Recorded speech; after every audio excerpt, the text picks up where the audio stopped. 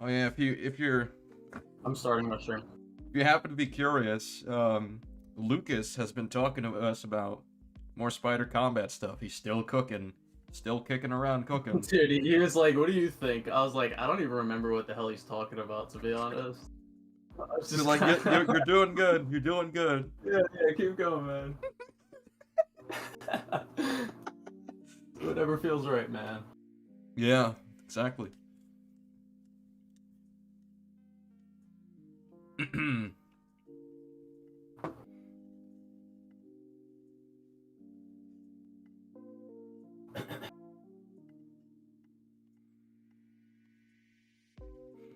Late? Man, fuck you, Batnick. Moral grandstanding, virtue signaling piece of garbage. Can't believe this right here. Just crazy.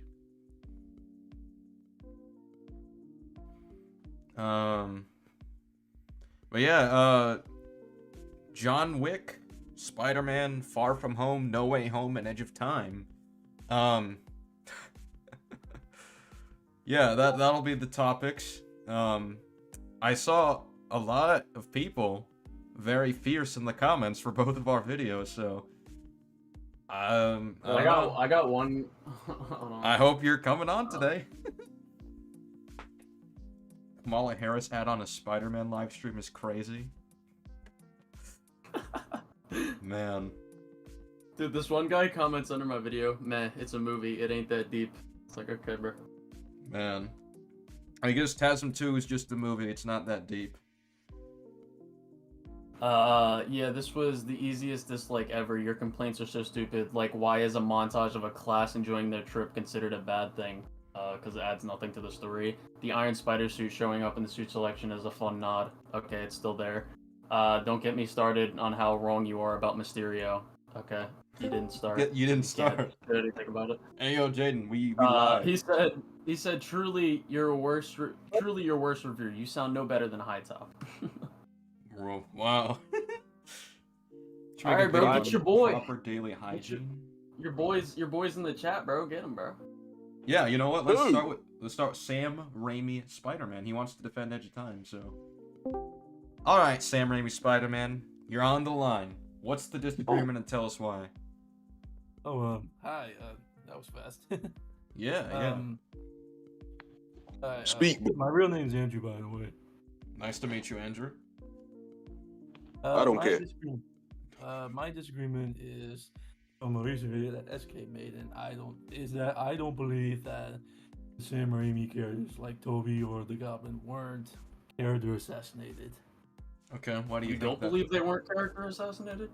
No, I think they weren't. They still felt like the same people I knew back then.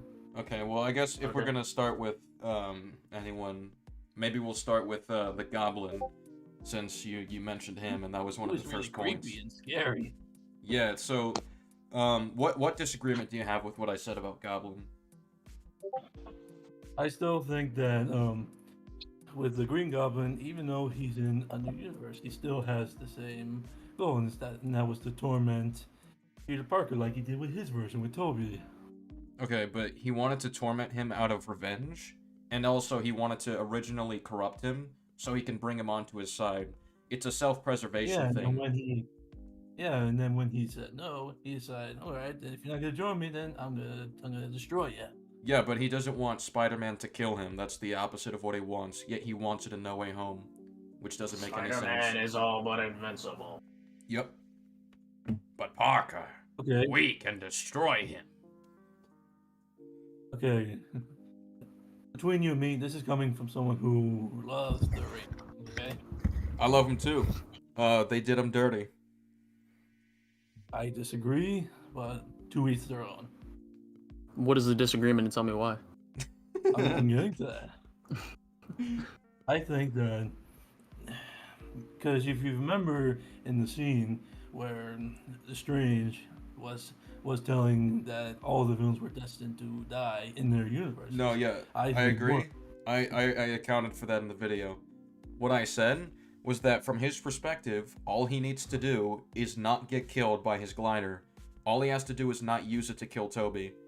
And I just want to make it super clear, in the first Raimi movie, he fully believes he can kill him. Like, that's why he drags it out, that's why he doesn't kill him immediately, despite the many opportunities he has in the final battle. He knows he can kill him pretty easily. He knows to play on his morality, and use it, and to exploit it. No, he doesn't. No, that's not true. He doesn't think he can kill him, like in a straight up fight. That's why he always, like, every time they fight, I'm saying in the he has to get situation drop that he on him. put him in. Yeah. In the situation he put him in, like when he's trying to save the car and all those people and save MJ's life, he believes that in that state, yes, he can kill him. His whole point is attack his heart. So that's why he thinks he's going to win. That's what he decides upon talking to himself as the Green Goblin. And we see him in his suit and gear once he's in the movie in No Way Home. So this would be like while he's on the way to Aunt May's house. So, like, he already believes he can destroy him. So why would he think, like, okay, I get killed by my glider in combat. Alright, don't do that. Kill him earlier. It's like, it's that simple. Well, when you learn information from the future, you can actively change it. Oh, no, well, knowing how the goblins here made Norman insane, I just think, like, he just wanted to, like, get under his skin. That's why you see him, like... It made him insane, not stupid. And it doesn't matter because the Goblin Serum makes him want to hold on to his power as much as possible. Remember, I mentioned this in the video, the MCU doesn't have Oscorp. It doesn't have his son when he cares about his son. Why would he want to stay in the MCU? Where the circumstances, by the way, is even worse in the MCU. The only bad circumstance for him in the Raimiverse is that he has to fight Spider-Man, who he knows his identity, he doesn't know his identity, and he can get the drop on him. He thinks he can destroy him. Now, compare that to being in the MCU, where he sees this at the end. He sees that at the end. There's 3 Spider-Men. There's Doctor Strange. What's his plan to take them on? Why would you want to stay here? Why would you want to stay in the universe that doesn't have Oscorp, where you don't have your money, you don't have your wealth, you don't have your fame, you don't have your son, who he wants to uphold his legacy moving forward? Like, this is not where he'd want to stay. He'd be Team Doctor Strange, go home, and then change his destiny. It's like, oh, you told me how I die. Thank you. I'm going to avoid that now. Okay, first off, when did he say he wanted to stay?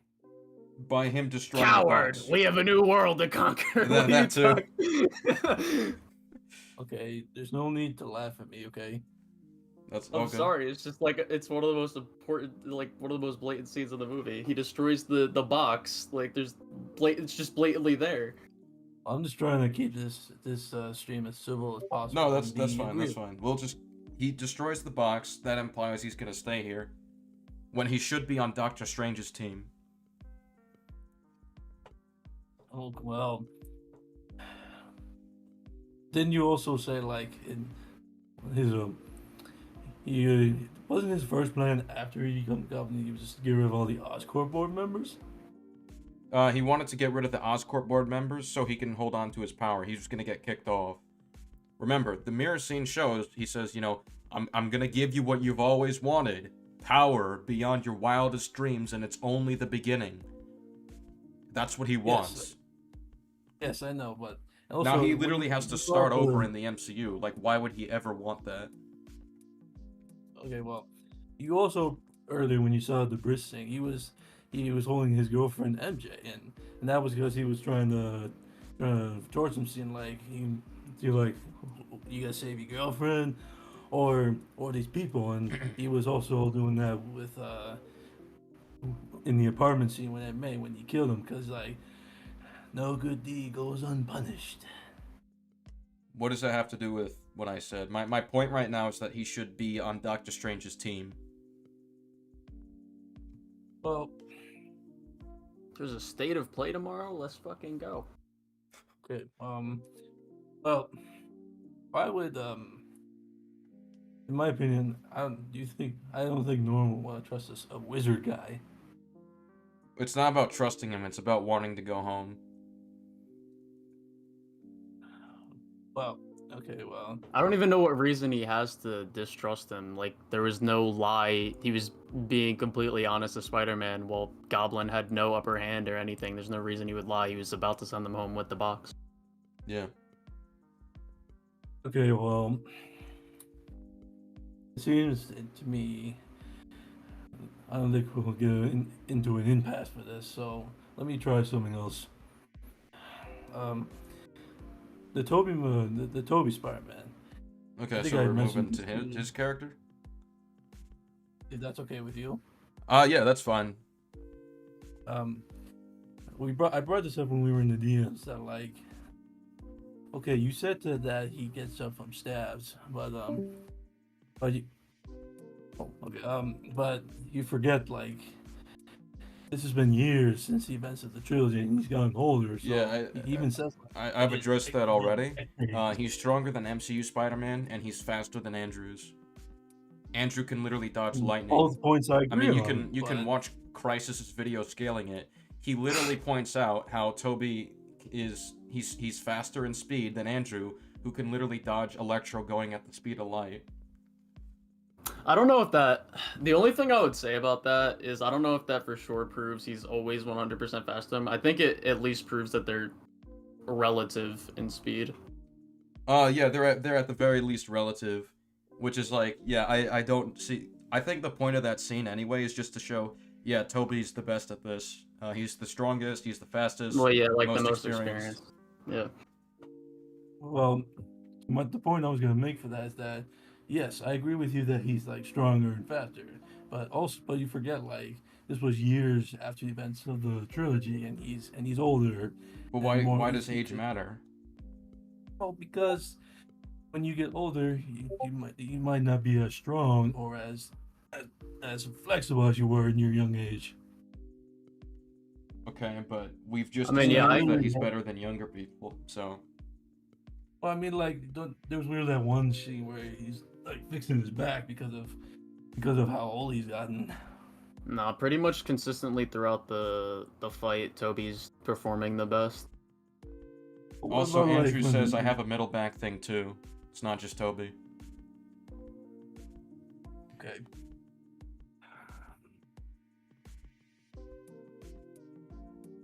Sorry. But like I told you, okay, like in the DMs, like he said, I've been stabbed before, so it's barely a flesh wound. I think the only thing I would say for the whole, like, the stab puts him out of the fight, he could have got stabbed in the spine. And that fucked him up. Maybe that's did. why. Well, he does get up by the end of it, and I doubt he can just heal back a part of his spine if it really got stabbed out of place, so... Oh, I don't think it was. Well, I mean, I would just say, I don't know how exactly severe the injury was or whatever, but, like, if he got stabbed in the middle of, like, a spine or something, he's, like, superhuman. I don't see why he can't grow that back, or, like, his healing factor wouldn't be able to... Well, he Just doesn't like heal, that like, when the like same that. way like Deadpool does, where it's just like, oh, you No, I stab me know. there, and, like, it comes back. No, I know. I'm not saying it's, like, it's coming back. I'm saying it was, like, broken. Like, his spine was broken or something from it. And, like, broken bones heal. Besides, when he got back to his Well, yeah, universe, I don't think he heals got that patched fast up from by broken MJ. bones, though. Like, that's more of, like, a Deadpool thing. And besides, I mean, when he got back to his yeah. universe, he probably got Yeah, patched up by MJ. Yeah, I agree. I'm not saying he like healed from it. I'm saying like it fucked him up, and he got up. He's not like No, yeah, necessarily healed I'm from it. fine with it, like, messing with him in some way. I just think completely out of the fight, that's just... Man. It wasn't completely out of the fight. It was right after the Well, no, he statue, all was- the scaffolding got destroyed. Well, by out of the fight, I mean, like, he can't do anything at that point. I don't really think it matters though, like, cause it's basically the end of the movie at that point. Like, even if he stayed in Yeah. the fight, nothing really. Yeah, I mean, I gave other examples of nerfing as well, if you want to get into those. Like how he just, Well, in the statue, couldn't just escape through the gap, even though we've seen him perform way better in Spider-Man 2. Or how he can't, like, dodge the lizard very easily. When, one, Andrew's done this many Oh. times, and Toby's faster than Andrew.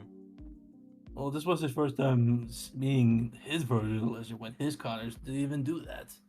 Well, it shouldn't matter. Like a big bulky creature jumping and grabbing at you. I think Toby should be way better at this. He's able to dodge a glider from speeding straight into him from behind. Yeah, well, it's like saying Michael Keaton's Batman shouldn't put bombs all over Kryptonia in the Flash movie. Yeah, that is stupid that he's able to contend with that You Kryptonian. guys want to see my luscious locks, bro? The Flash is bad too. It's worse actually. Oh, I enjoyed it for Keaton's Batman, but that's just my opinion. Oh, Keaton's Batman's destroyed in that movie. Oh, not again.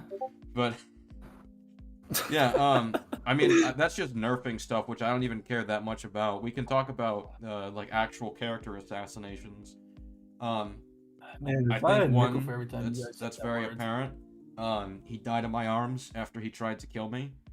I don't know. What do you make Well, of it it? is true. He did die in his arms. Well, yeah, but when you say someone died after they tried to kill you, that makes it sound like they died from their own schemes. That's something that fits maybe it was Mysterio just and the a Green misword. Goblin. That doesn't fit Harry. Maybe it was just a miswording at the time. Why would he misword it that badly? Like, if we talk about how Toby thinks of Harry, I mean, literally at the end of Spider-Man 3, he says, "My friend Harry taught me that he chose to be the best of himself." So why would he frame it as, yeah, he died in my arms after he tried to kill me? He wouldn't remember it that way. He'd remember it as he died in my arms after he tried to save me. That was his final, most significant act. Well, if you want a real universe explanation, it was probably because of your usual MCU humor, which I'm not. Which fan is of, bad. Well, It's bad humor because a character assassinates Toby. It's a disrespectful framing of his best friend who died. Why would he ever do that? That's like if Andrew Garfield said, "Oh yeah, my Uncle Ben died because of chocolate milk." Like, what? Why would he ever say that? I don't think that what you're saying is permanent, dude. What do you mean it's not? Doesn't permanent? have to be permanent. Nothing's permanent. The only thing permanent is impermanence. But I mean, that's just Very funny. we're talking about like what he would do in the moment. I think the fact that he disrespects his best friend's death for no reason, I think that is character assassination. Goodness. Well, Like imagine if Spider-Man disrespected Uncle Ben's death. Does that really make sense? well, obviously no, and that didn't happen. Right, so the same would apply with Harry. Well, come on, think. Well, this is the best I can think of. You guys are allowed to think what you think, but I don't. I still think that having the characters that we were talking about was a joy to see in my eyes, especially when they reunite Alfred and Toby. But this is just how I feel. Yeah, that's a cool scene. I'll admit. I wish Toby cared way more about Otto's safety in the third act, though, instead of just. Well, I mean, didn't ignoring you him. say like Dr. Octavius? No. Well, no. What I'm talking about is the fact that he knows that Ned can just track people down with the sling ring, but doesn't think to say, "Hey, can we track down Otto? What happened with Otto?" And Tom would be like, "Oh yeah, Otto. He was shot down by Electro." So he'd be like, "Oh my God, what happened? Is he okay? Can we get him over here? We also need him alive to save his world from getting destroyed by his fucking fusion reactor." So that's just two Well, my reasons guess why is it's a that they problem didn't to think not about reach it. Doc Ock. One, he cares about him. Two, he needs to save the world. Well, my guess is that they probably didn't think of it at the time. Why would he not have thought of him? Well, Why would he not think of the safety of one of the people he's trying to save? to be honest, I really don't know. But I'm trying my best to think of some good arguments. It's cause he's character assassinated. I mean, I'm really starting to get annoyed by that word. No offense. Well, I mean, it applies in this context. I don't know what to say. Well, All right. Let me ask you something. Do you think anybody in anything you dislike has ever been character assassinated? that's a tough question. Luke Skywalker in The Last Jedi? Well, Alright, there so you go. why is he character? Okay, so why is he character assassinated? Because in the original trilogy, even he was supposed to be the beacon of light, trying to bring the Jedi back in, and even though his father was evil, he still tried to bring him back to the light, because he said, like, I feel the good in you, the conflict. But when The Last Jedi came along, we see that even though he saw darkness in Kylo, he still tried to kill him, and then Right. he just leaves and becomes a hermit on an island. Right. So basically, what you're saying is an established character with a set of morals and motivations and personality goes against those in a future installation. So you consider that character assassination, right? I guess. So why is it not the same with Toby? Well, because to me, it still felt like it's the same Spider-Man I knew that we last saw in 2007. Sure, there were some small things that weren't added, but still, to me at least, felt like I'm watching my childhood. I mean, that's fine, but there's no, you can't deny that he's out of character in that scene. Like, whether you like moments with him throughout the movie, that's fine. I do as well. I still like No Way Home. Sure, some of the moments in the 5 were a little off to me, but it didn't like destroy how I felt about him like it did for you guys. I mean, I didn't say it destroyed how I felt about him. I said I still like the movie. I just think it's a problem. Yeah. I meant like I didn't have. let me rephrase that. I didn't have a problem with like you guys did. Well, I mean, like, why is it not a problem for the same, like, because I'm arguing from, like, the same basis we'd argue against Luke Skywalker. He does something out of character from what we know beforehand. So, what we know about Toby beforehand is that he cares about Otto's safety, and he also cares about the safety of his entire world.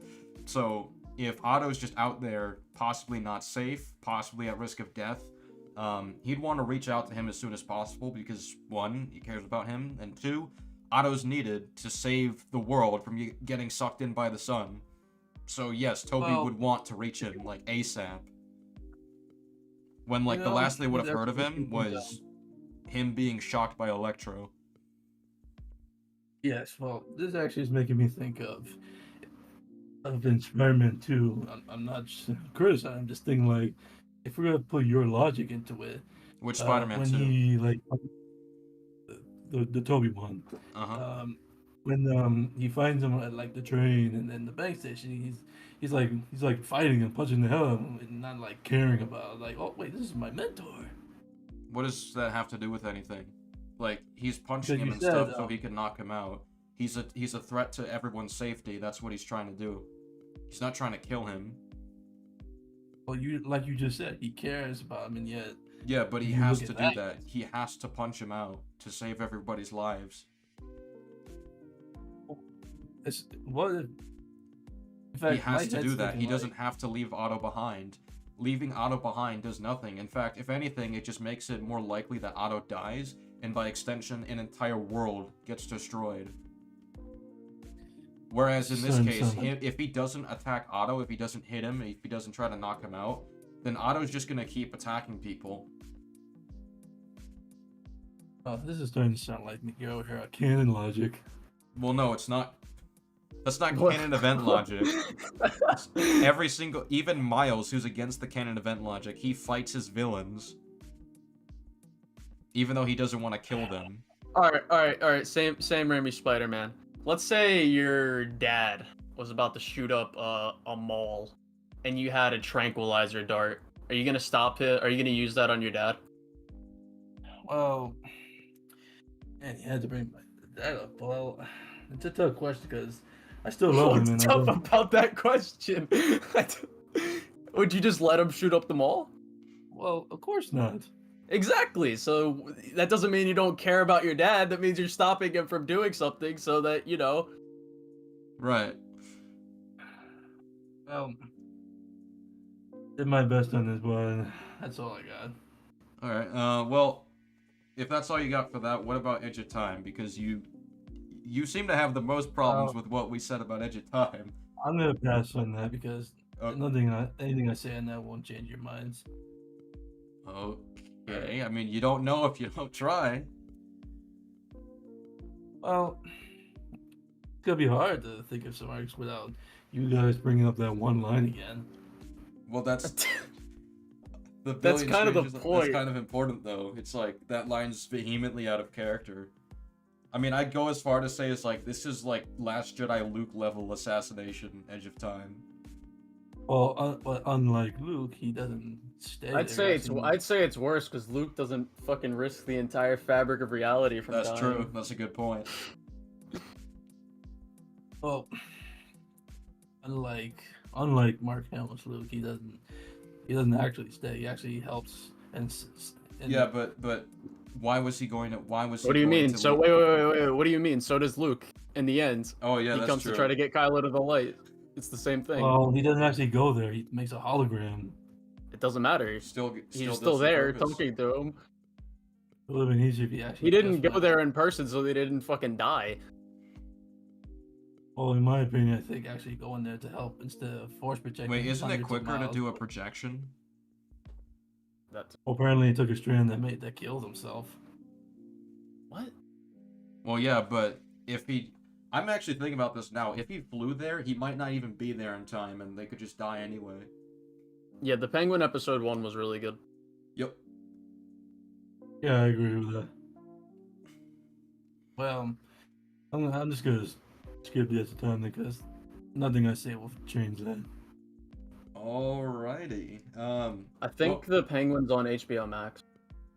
But Well, thank you for having me. Yeah, for sure. In that case, we'll do someone else. No. We got someone for my comments. I'm bringing them in. Okay. So this is Far From Home. Yep. Hello. J Rob Zone. J. are you here? Rob. Yeah. All right. Well, I respect you for coming on to Disagreement Day. You know, most people in the comments don't, so I respect it. Yeah. So, what is the disagreement, and tell me why? Okay, so one of the disagreements is the Far From Home character assassination thing. I Okay. think it's mostly mostly misunderstanding of what the movie is trying to do with Peter's character. Okay, so what are they trying to do? Well, they're trying to establish that Peter had self-doubt in himself, and he grows from that self-doubt by the end of the movie. That's great. There's a way you can tell that story, and the way it's Far From Home tells it is terrible.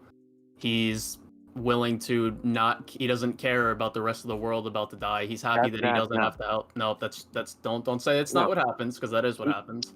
He does care. He Just doesn't. doesn't trust his abilities. He literally is happy that he doesn't have to help. That doesn't come across as someone who cares. He's happy that he doesn't have to deal with it because he's under pressure. The whole thing is that he has self-doubt in himself. Do you realize what the stakes are of that? Yeah, and he thinks a god is more equipped to deal with it than him after. Yeah, but he's those been dead for 5 gods years. are not available. I have no That's- problem with Peter asking if other people can help that are more equipped to handle the job. That's fine. The problem is those people aren't available. Peter's world is about to end, including himself, and he doesn't do anything, and he's happy that he doesn't have to do anything. It's not. He does do something. He doesn't want to, and he was about to not do anything until Nick Fury essentially forced him. He was in a period where he had basically his spider sense wasn't working. First Okay. of all, his spider sense wasn't working. The rest of his powers are working just His fine. and he has a his bulletproof mentor, suit. wait, I'm not done. His mentors just died. He's been dead for 5 years, and he's basically his entire thing is basically, hey, I think there's multiple more powerful characters in the universe who are in a better mental state than mine that can deal with this. That's great. Where are they? He mentions them. Yeah, where are they? They're off world, but then that's after that he deals with it. No. He was about to not deal with it. He was about to continue his vacation.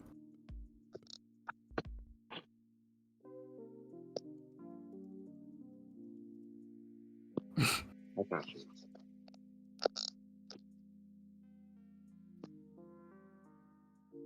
Do you have a response to that, or? Fury, he deals with it. By the end of the movie, he deals with everything. That's great. It's Even still in the character first, assassination that he doesn't want to help with the end of the confrontation, world when there's even nobody in the else first that can help. confrontation, with Mysterio duping and faking, he basically outshines him. So he sees him as better than himself. He sees a lot of these characters as better than himself. Okay. That's why he loses his powers. He has self-doubt. What are you By the end of the movie, talking about? I'm just You're not explaining okay. to Yeah, you. yeah, that's great. Go at what my criticism is instead of Yeah, your repeating. criticism No, is wrong. You're repeating the same thing that doesn't actually detract from my criticism. There is Your nobody else criticism- available. You said, hold on, stop. You said that he's trying to get other people, correct? Yeah. Okay. Now, those other people aren't available, right? I just told you I don't care that he asked for other people to help that are more equipped to handle the job. That's fine. I don't care about that. The problem is those people aren't available, and Peter doesn't want to help with the end of the world, which he and everyone he loves will die from. And he's happy that he doesn't have to do that. I don't care that he eventually comes around to it. The fact of the matter is, he left and was about to continue his vacation until Nick Fury essentially forced him into the situation and wouldn't stop fucking with him until he complied. He said he was not willing to do it because it risked his identity. Not that he didn't want to do it. So his identity is after, more important than his life? After the heroes. You're After saying the the lives of a heroes. billion strangers are more important than my secret identity? Also, if he cared so much about his identity, why did he help with the water monster? Why did he take his mask off during the water monster? Why does Because he he found found in a another public mask. bar? He took his mask off during the fight. What do you mean he found another mask? He did. No, he didn't. He had no mask on. He found another mask. Where did he find the other mask after he took it off?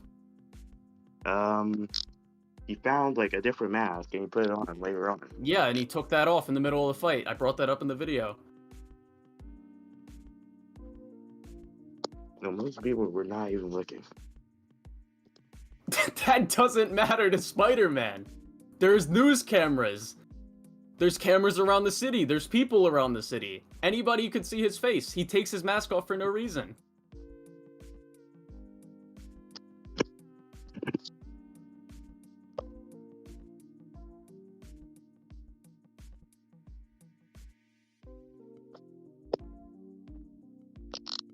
Hello? He doesn't take for no reason. What's the reason? He gets the disguise, he puts the mask on, and he goes to save the people. Yeah, and he takes Like, that it's- mask it's off right in the middle of the fight. where he is. So he's gonna go and save those people. Why does he need to take the mask off for that? Take the mask off.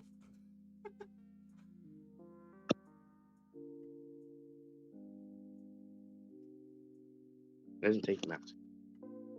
He gets He off. does take the mask off. It happens. Do you want me to pull up the scene? Sure. It's fine. Okay.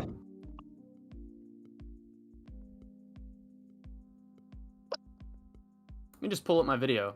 'Cause, I mean, you clearly just didn't pay attention to it or watch it, but...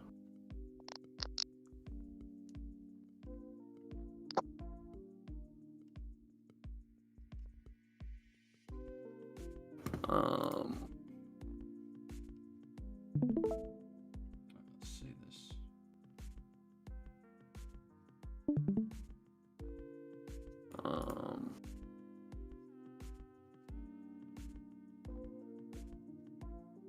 Okay. Can you see my screen? Yeah. I can't. We'll Just 'cause click on of the stream. the mobile. Oh, stream. Yep. Okay, are you looking at the scene? He has the mask on, takes it off for no reason. Doesn't put it back on.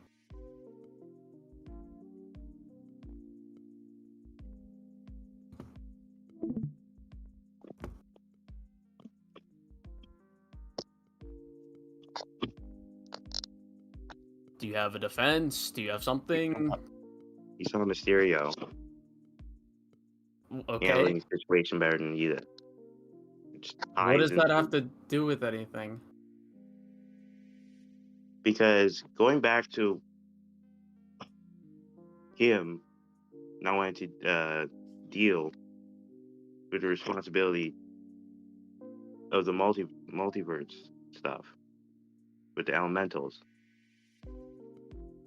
he also knows that Mysterio is there. Okay. I mean, he thinks he's also better than him. Okay. Which is why he doesn't feel equipped to do it. That goes back to the criticism that I said earlier that you still haven't responded to. They are going to Peter for help, meaning they need his help. Yeah, They want his help. Forgot, He's not confident. In case you forgot about the line, Mysterio verbatim says, "I was part of the last battalion trying to stop them, so he failed. That's why his world got destroyed."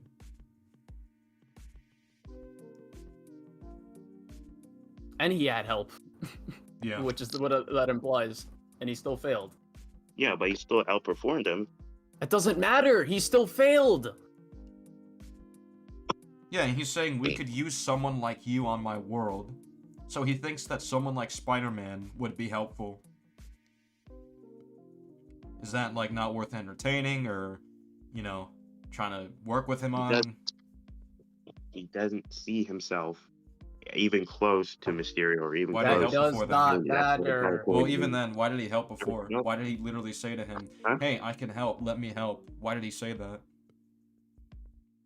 Because it was right where he was.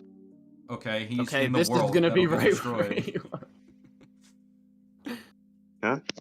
That he is in the world that will get destroyed if the fire elemental succeeds. Yeah. And he doesn't see himself as like defending the entire Earth. He doesn't see compared himself worthy to enough to live. Mysterio compared to He doesn't see Aunt May worthy enough to live. He doesn't see MJ Yeah, what about enough his to loved live. ones? Ned. No. He sees other heroes being able to do it better than he can. That's great. Those heroes aren't available. And Mysterio needs help. Heroes. Mysterio needs help. He failed last time, and he had an army with him. He doesn't mention. what He literally specific says, "I was a part of the last battalion on my Earth, trying to fight back against it, and we lost." It doesn't change the fact that he still outperformed him. That he still. I don't care that he outperforms him. I care that the world's about to end. Can I- Mysterio needs help, and Peter doesn't want to do Oh, anything. What Colin, is not Iron computing Man, here? Iron Man Peter doesn't see outperforms. himself as a Hang help. on, I just want to. Maybe this will help out in the progression of the conversation. Iron Man outperforms Spider-Man, but he still helped him in Infinity War. You can't be a friendly neighborhood Spider-Man if there is no neighborhood. Exactly. He says that before he dies. What does him dying Dude. have to do with anything? So he wants to die Events again. That happened after Yeah, that. he's gonna die Literally, again. The events that happen after he says that line literally are him dying and then being dead for 5 years. Right, so he And then doesn't want to coming die back. again. Yeah, We yeah. agree. This time he's gonna die again, and it's gonna be permanent this time. Mm-hmm. So will everyone on the planet.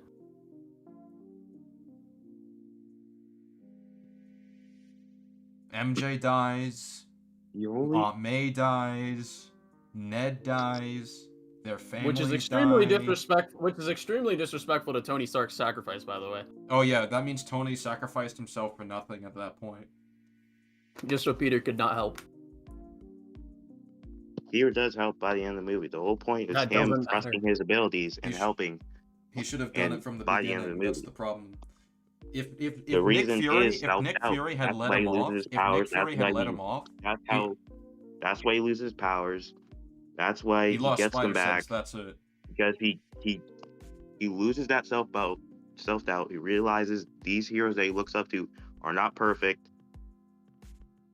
And That doesn't have that's to what we do say with address it. the today. That's initial what point. The initial point we're making is that he shouldn't say no at all. Once he realizes there's no other heroes and that Mysterio lost to this thing that can destroy the world, that can kill him, Aunt May, MJ, Ned, everybody else happy, and Tony literally died to save this world, like, yeah, there's no reason for him to try to refuse at that point. He says, well, my Aunt May will kill me. He's lying. He's lying to get out of saving the entire world from getting destroyed. That's not Spider-Man, especially this version. What he's saying, some of the things he's saying there are completely true. When it comes to... No, that's a lie. I just proved to you that's a lie. Saying Aunt May would kill him is a lie because she... No, not him killing him. I'm talking about... Yeah, so he's lying. Him seeing him full suited in the exact same area again. That's why did he suit up to begin with? Does work, and then why did he suit up to begin with in front of? Because he did that anyway on the boat where anyone could see. He didn't suit up. He did. He did. He was on the boat. Remember when he gave him the glasses? He didn't suit up. What do you mean he didn't suit up? He wasn't in his regular Spider-Man colors. He was. Like, we can pull up the scene. When Nick Fury takes him to their secret headquarters, he's in his homecoming suit. Yeah, he puts that on to go there. Okay, why?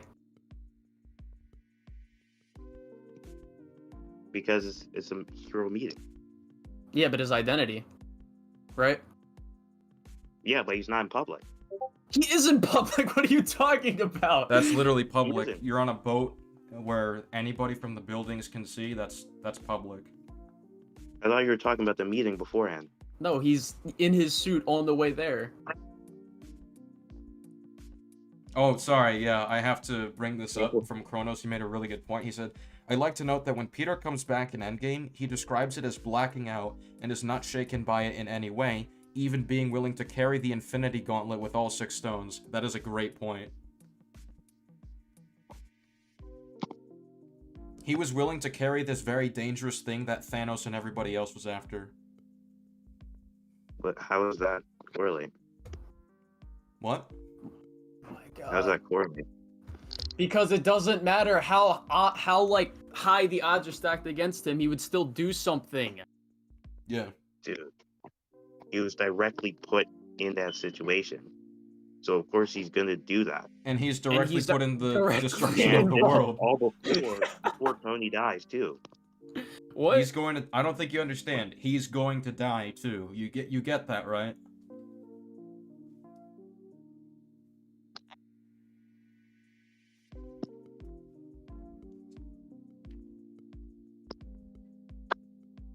You realize that he's actually has the ability to fix these problems later on in the movie. No. I don't care. That is irrelevant to what's being talked about when he was literally gonna do nothing until Nick Fury again essentially forced him. Yeah, Which you shouldn't have he to. can't do his own decision. He didn't come to his own decision. What the fuck are you talking about? Yes, he did. Okay, sure. What was his own decision? His own decision was that he is able, while he's not perfect, he is able, as a hero, to fight. Uh-huh. And before that, And he what was he gonna do? And If Nick Fury never moved there, if Nick the Fire Stones back, which is a huge Stop thing for him to even do. Stop talking. If Nick Fury never moved his field trip, what was he going to do? He was going to go to Mysterio. No, he wasn't. He literally says, I'm happy I don't have to go to Prague.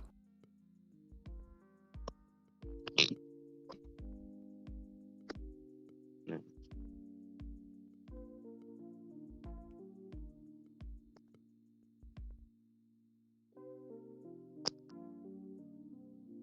So he was happy the world's gonna die.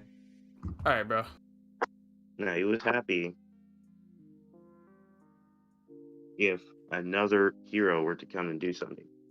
Who Instead wasn't of him, enough because last he has time. self-doubt. Again, we've just He's under addressed. pressure. Mysterio The whole thing says... is Wait, he's he's being happy. under pressure He's- and him coming. He's not happy Calm about that because there is no other heroes available. He knows this. Not at the time he asks it. What the fuck are you talking about? At the time he's happy, He says, I'm happy I don't have to go to Prague. He knows the other heroes aren't available. What the fuck are you talking about? He talks about his identity, and then he does it. He does it after that conversation. What the fuck are you talking about? What? He fights after that conversation. What conversation? The conversation with Fury. No, he doesn't. He was about to leave and continue his vacation.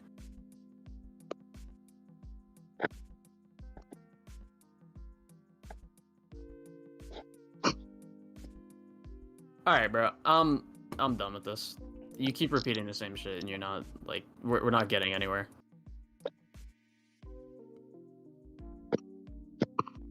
Alright, goodbye. Goodbye. Holy shit. Alright, Gaming Rift wants to hop in, so guess we'll let him in. Do you want to... I mean, the other people were here first, though. Oh, I don't know.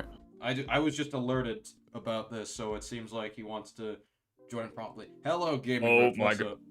Hello, Gaming Rift. That was trippy. I had your stream on as well as like you guys. I could hear you guys twice. That was odd. Yeah. First of all, yeah, nice meeting you both. You know, I like watching your videos. It's mainly a few questions for SK. So I've watched both your videos recently about like the MCU, you know, Far From Home being the worst, No Way Home, and I do agree with most of it. It's mainly just a couple of questions regarding Doc Ock, if you don't mind. Yeah, sure, go for it. So like, I do agree that the way they handled, you know, his redemption in like No Way Home was worse. How like they used a gadget for it rather than just, you know, appealing to him with stuff, with like the life lessons that Toby learned. It's mainly the idea of like the idea that him being cured, he's still like evil in a sense, because I think that's one of the criticisms you made, where it's like, oh, just because he's cured, that doesn't mean he's like instantly good, kind of thing. Yeah. And I think one of the, because I do agree with you in the sense that it is pretty clear he has like an ego. You know, he thinks that like he's, you know, made the right calculations for the reactor in Spider-Man 2, but I don't think that really justifies him being like having like evil intentions or what have you, or it making him a bad person. Because it's like, you know, in the scene afterwards where he's at the pier, Yeah. he even like, I'm pretty sure the arms weren't affecting him at that point, and he even like when he's like wallowing in self-pity, he's basically saying, yeah, like Peter was right, I miscalculated. So it's like at that, I don't really think it's entirely ego at that point. It's like Colin, he's... what are you... Your noise is cutting off the convo. Now, Yeah, so basically, yeah, so what I was basically getting with that is like, you could argue that like earlier in the film he had like those noises are really off-putting. I know. Yeah, so it's like earlier in the film you could argue his like ego or what have you was kind of like partially clouding his judgment, but it's like immediately before the arms started manipulating him, I don't really see the ego like still being a problem at that point. Well, so here's it's like why... he's admitting he's wrong, kind of thing. Well, it's like he's doing it by himself. Yeah, he's doing it to himself, but what that's showing right there is a temptation to do the right thing. Like, he could still choose not to, but the arms are just like, you know, no, it was working. Like, the machine technically was working. You got it on, it's still running. It could have been, you could have kept it going. And it's just easier for Otto to deflect that kind of accountability, for the sake of pursuing his dream. And it's not like this is an impulse that is out of character for Otto, because we did see in the lab scene where Spider-Man's trying to stop it because it's, you know, way too dangerous right now. He literally hits Spider-Man really hard against a wall, to prevent him from stopping the machine. So he already kind of has like villainous impulses within him, but it doesn't really come to fruition until Rosie dies and he thinks to himself, no, it would be a crime if we didn't finish what we started. I mean, from his perspective, Rosie just dies for nothing if he doesn't finish that machine, and he just quits right there.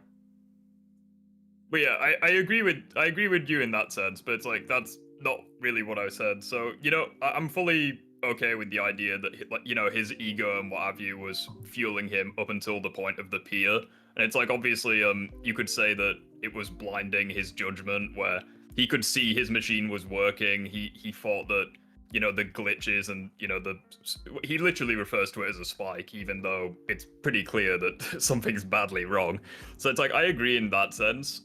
It's mainly like at the pier where it's like just the idea that no one's manipulating him and he's perfectly. It's like he himself is admitting that he was wrong in a sense. It's like it shows like he is humble in a sense, and also with the arms, it's pretty much the AI that manipulates him, and it kind of appeals to his intrusive thoughts, which I don't really think like represents that he has evil within him, because it's like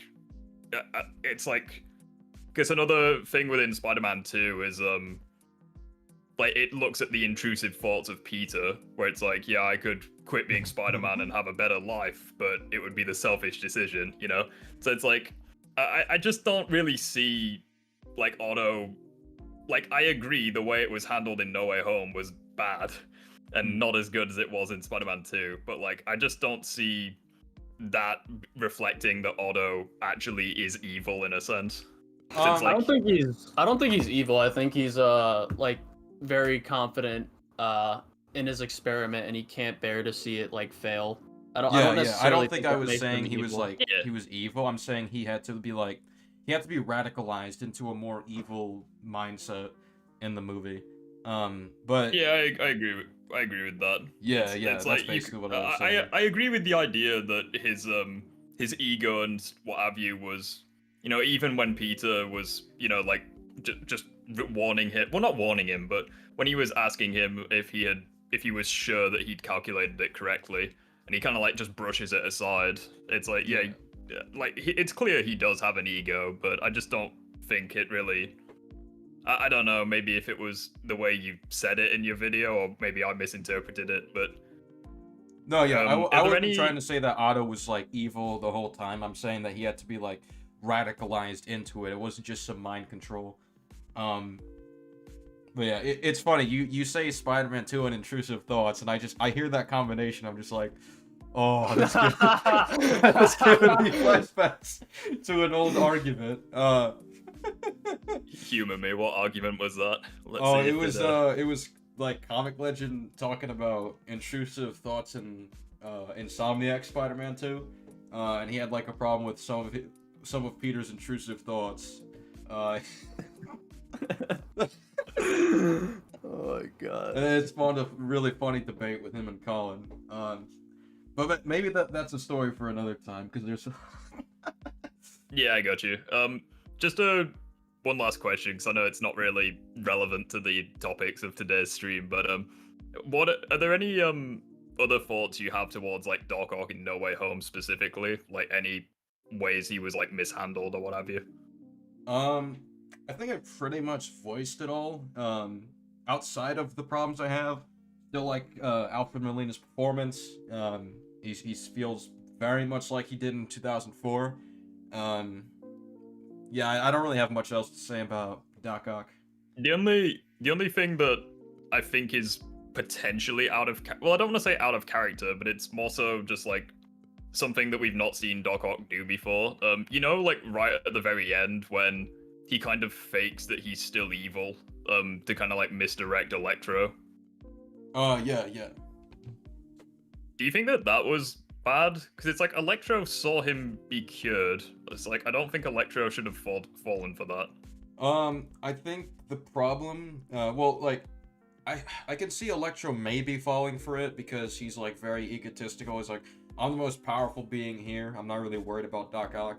From his perspective, it is possible that shocking him like that might have destroyed the inhibitor chip. But what I'd also say is like, if Doc Ock really tries anything, I don't think Electro's worried. He could just fry him apart if he really wanted to. I think the problem is that Doc Ock just has plot armor. You think Doc Ock has plot armor? Against Electro, yes. Because Electro, when Doc Ock grabs him, Electro could just shoot him. I mean, yeah, there is that. Yeah, other than that's pretty much it. Alright. You actually raised quite a few good points regarding Green Goblin. It's like Yeah. I actually didn't notice a lot of them when Oh god, wait.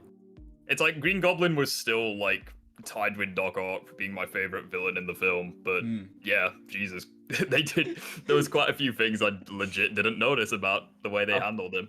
Yeah. So, Apparently, there's a new Batman game in the works at Rocksteady. oh dear.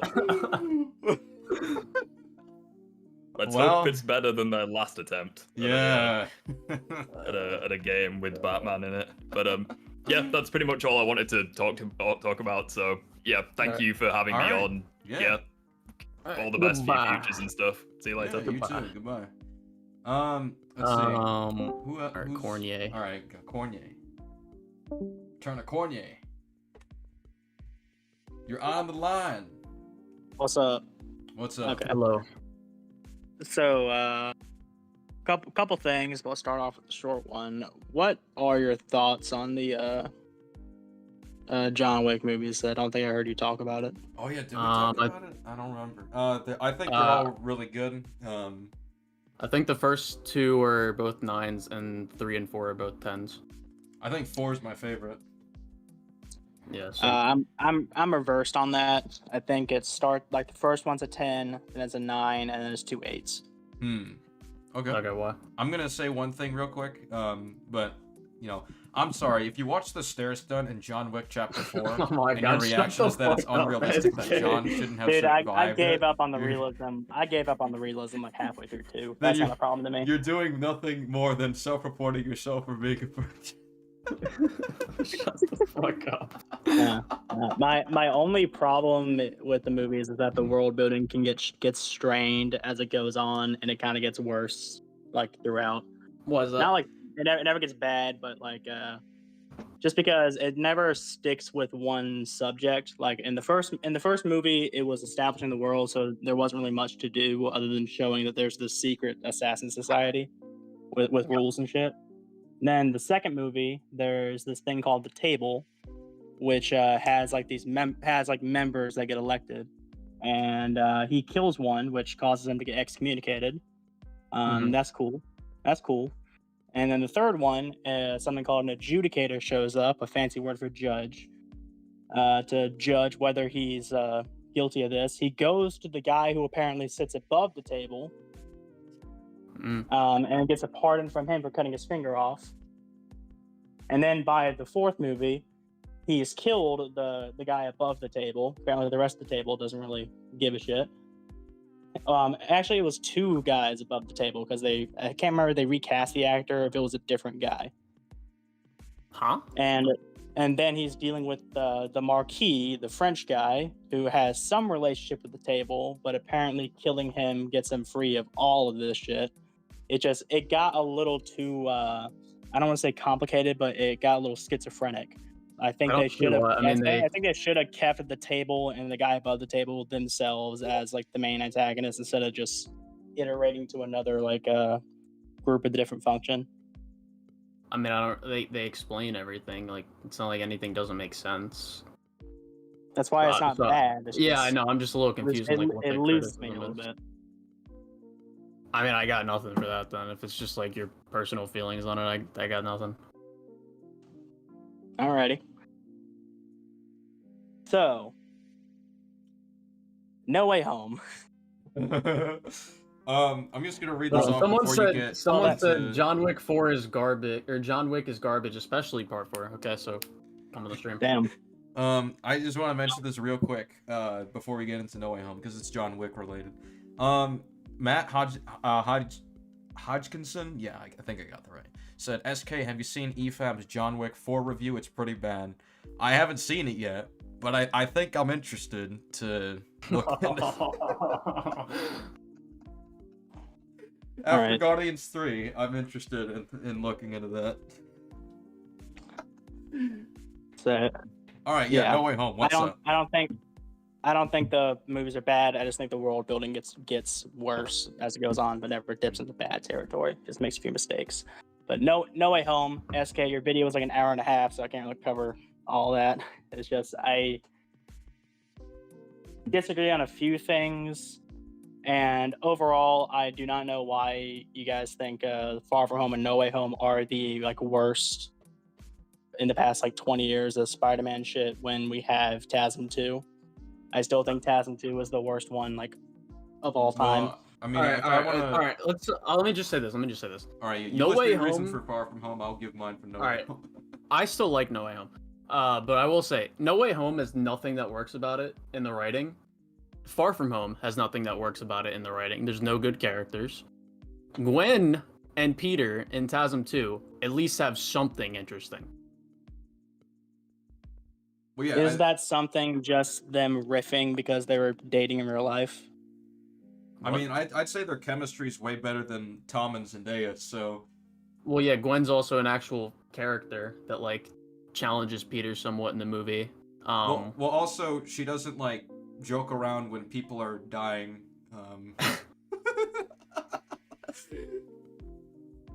Wait, was that a Far From Home thing or a No Way Home thing? No I Way don't Home. think anyone was there for that. No, When was I mean, that? in Far From Home, she's just nothing.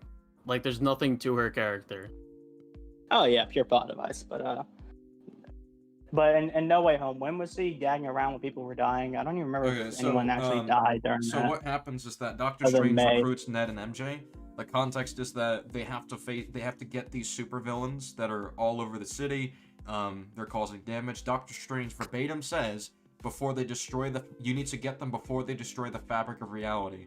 So knowing the stakes, why would they just mess around and like just it's so bad. Firstly, MJ gets told like, I need you to do this shit, and then she's like, I know a couple magic words myself, starting with please, and this is while Green Goblin is out there just dropping bombs on people. That's really bad right there.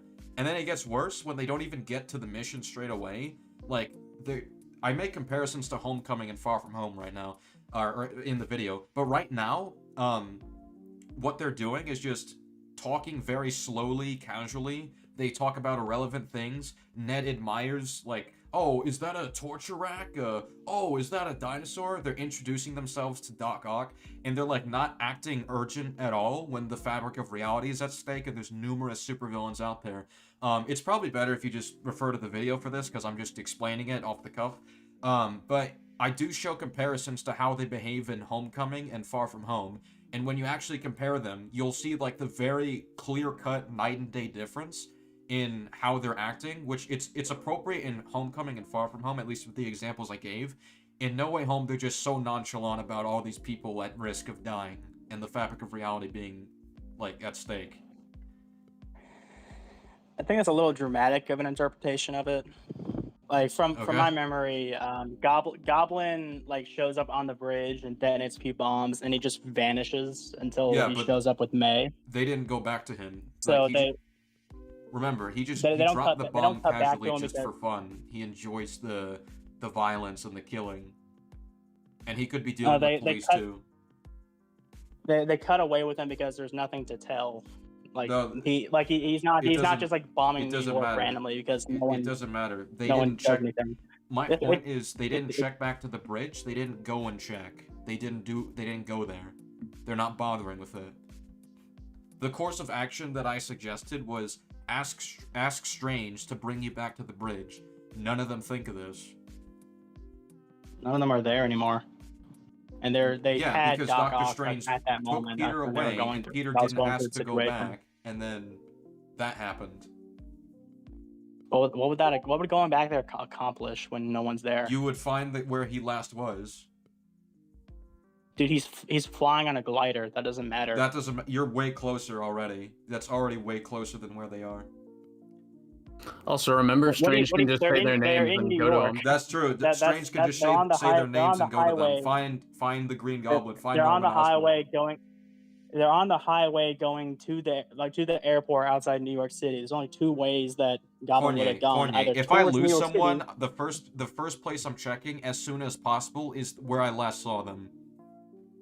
Yeah, but they're going after people they can find. Like the next person they find is they could have found the Green Goblin if they went back to the bridge and they tried to. Maybe they'll see, Green Goblin's that way, or they can ask the people around, hey, Green Goblin flying away, where did he go?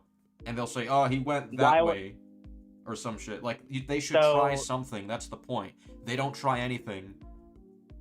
Because that'll be a waste of time in the movie. So it's a waste Like, of time to like track them down the going- Green them going Goblin. back- Them going back to the bridge where they already caught Doc Ock and looking for a Green Goblin that already flew away. What would they find? He wouldn't- Life moved on. How People far could already he have people gotten left at that for the point? How airport. do you know he flies away? How do you know he's not attacking the police or some shit? How do you know Because he's not he does attacking that. random civilians, which he just did in that scene?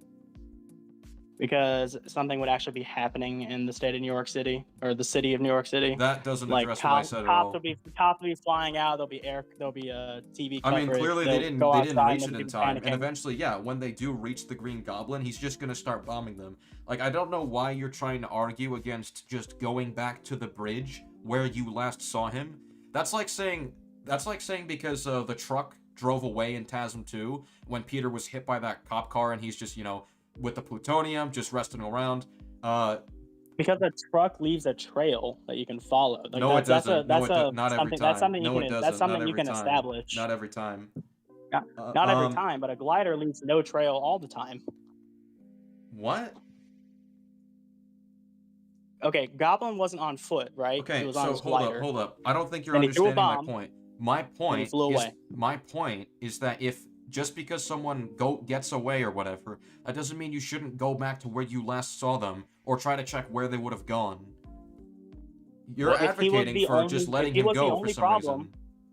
If he was the only problem, I'd agree with you, but he's not the only problem. Okay, so then Like, say like, so don't- that, don't they- okay, so don't they then go to, detect the go le- to the don't they bridge. detect- don't they- Cornier, Go go to ahead. the bridge Sorry. and then tell Ned and MJ, go on the internet and look for this stuff. Like, what's the problem with that plan? When did they Derek detect says, Electro I'm again? gonna nip this in the bud Was real a bad quick. Derek just said, bro is live again with Colin, brother. I mean, yeah, we worked it out. You can ask us about it if you want. Derek, I'd love to have you on.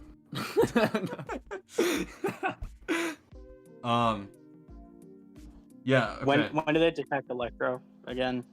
Like, It doesn't matter. That doesn't matter to my point. My it point does- is it does that if matter. you It does know matter. where the Green Goblin was, you should try to go, you know, where you last saw him instead of letting him go. when I they mean- have an active lead, Gonna have to make some after big boy Strange decisions, explains- Peter. Some big boy after- decisions, Peter. After Strange explains the situation, it matters if they have another lead because that means they could go to where where they know Electro is, or go to where Goblin was a few hours ago. Sorry, a few hours ago. This is a problem already? A minute ago. Once a minute passes, he should already have been at the point where, Strange, send me back, send me back, send me back. That should already be happening. Unless you're telling me that Yep. Ned and MJ only showed up hours after Peter said to bring them over here? So you're telling me for hours, they just sat and did nothing and waited for two people to arrive at the sanctum. That's what happened? Look, I don't know. We're on a tangent. I had problems with their video, but these aren't it. What? Said I don't remember. We're on a tangent right now. I had problems with their video, but these aren't it.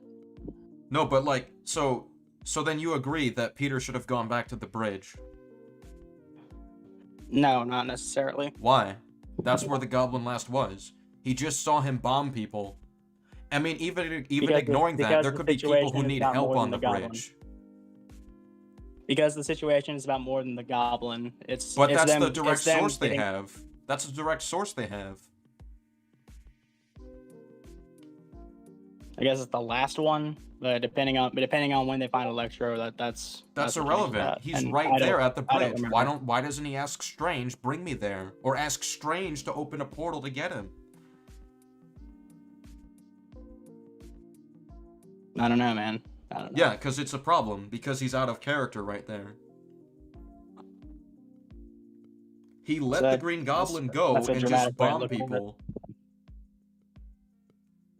Like if the Green Goblin was still there as a writer, I would establish that.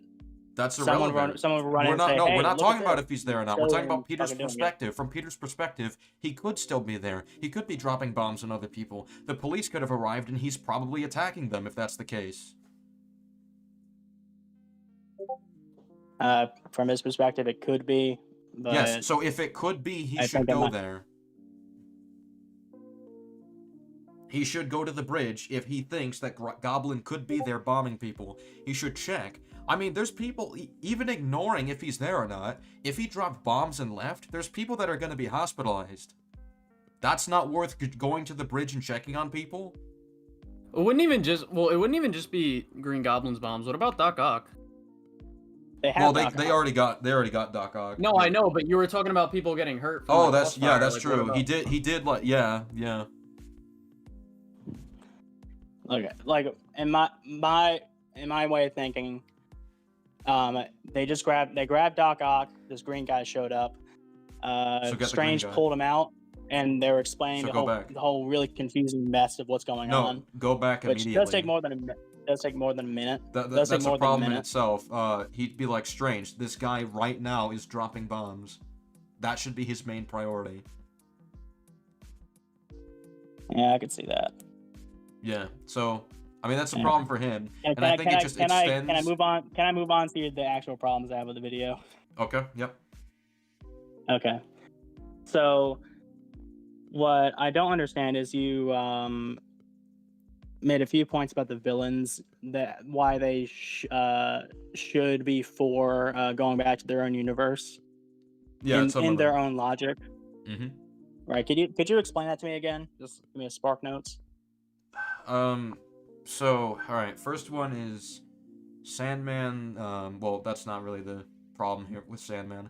Doc Ock, I think? Or no, Lizard, sorry. Yeah, the Lizard should want to go home. The reason for that is, you might die fighting Spider-Man. That's not a good motivation to stay in the MCU. Lizard serum, it wears off eventually. It's a temporary thing. That's why we see him having to go all the way to Oscorp Tower. He has all these spares on him, and he wants to turn the whole city into lizards. If he runs out on his end, he's got spares. So, with the Lizard, he can't do anything, he can't go anywhere, because he doesn't have any resources on him at the time that he's pulled into the MCU. So hours from now, his serum is going to wear off. He should want to go home because of that. He can't give himself another dosage in the MCU.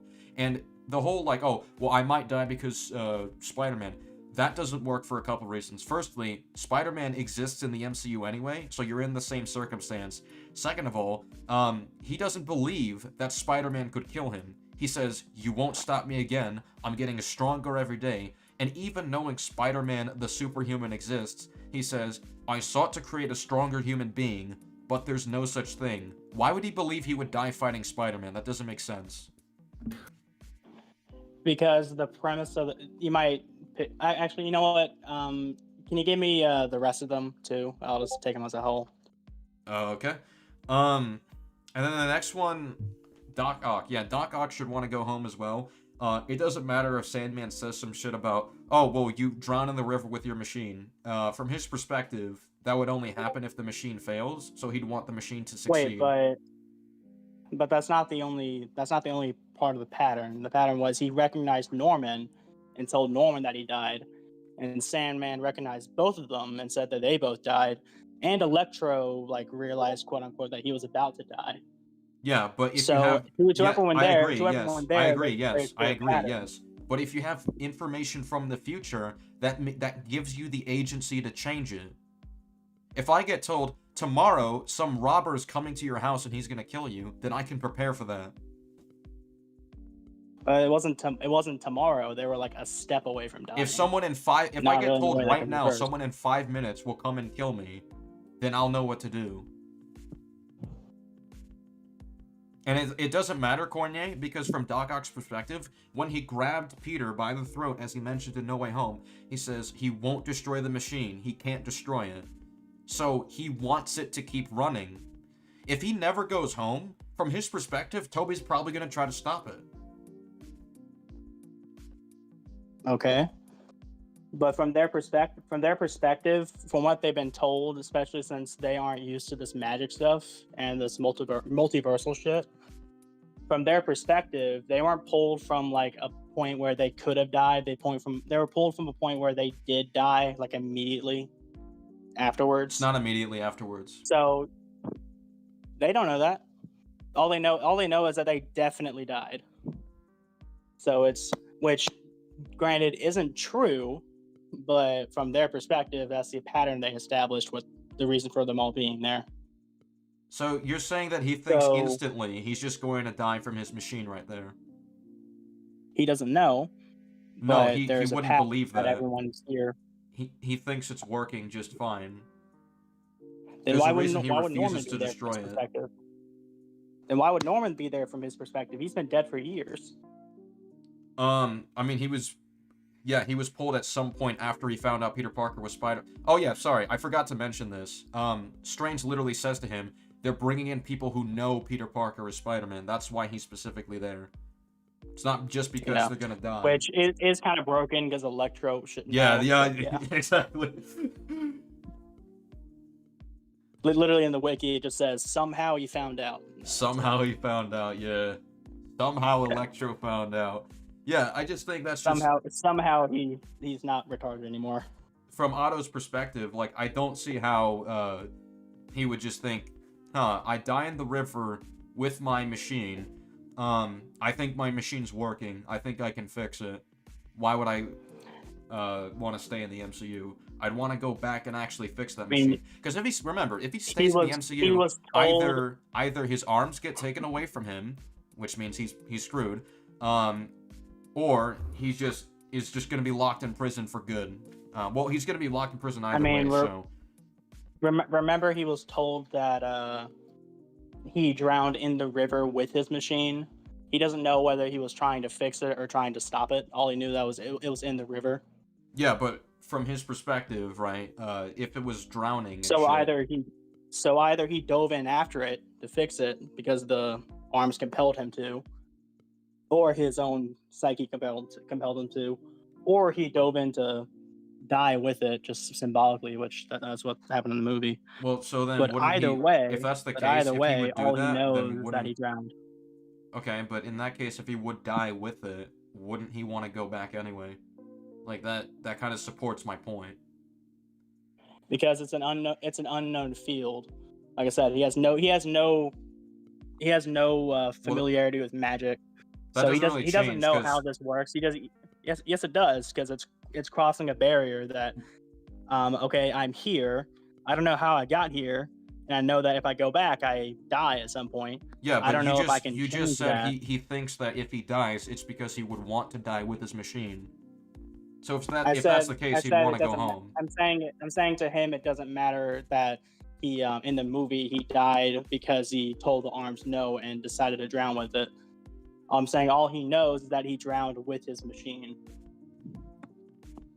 Okay. Well, yeah. If he thinks that he gets drowned with his machine, then he's just gonna assume, yeah, it's because the machine became unstable. Like that's the only reason that would cause him to drown with it. Why does he need to know a reason? All he knows is that he did.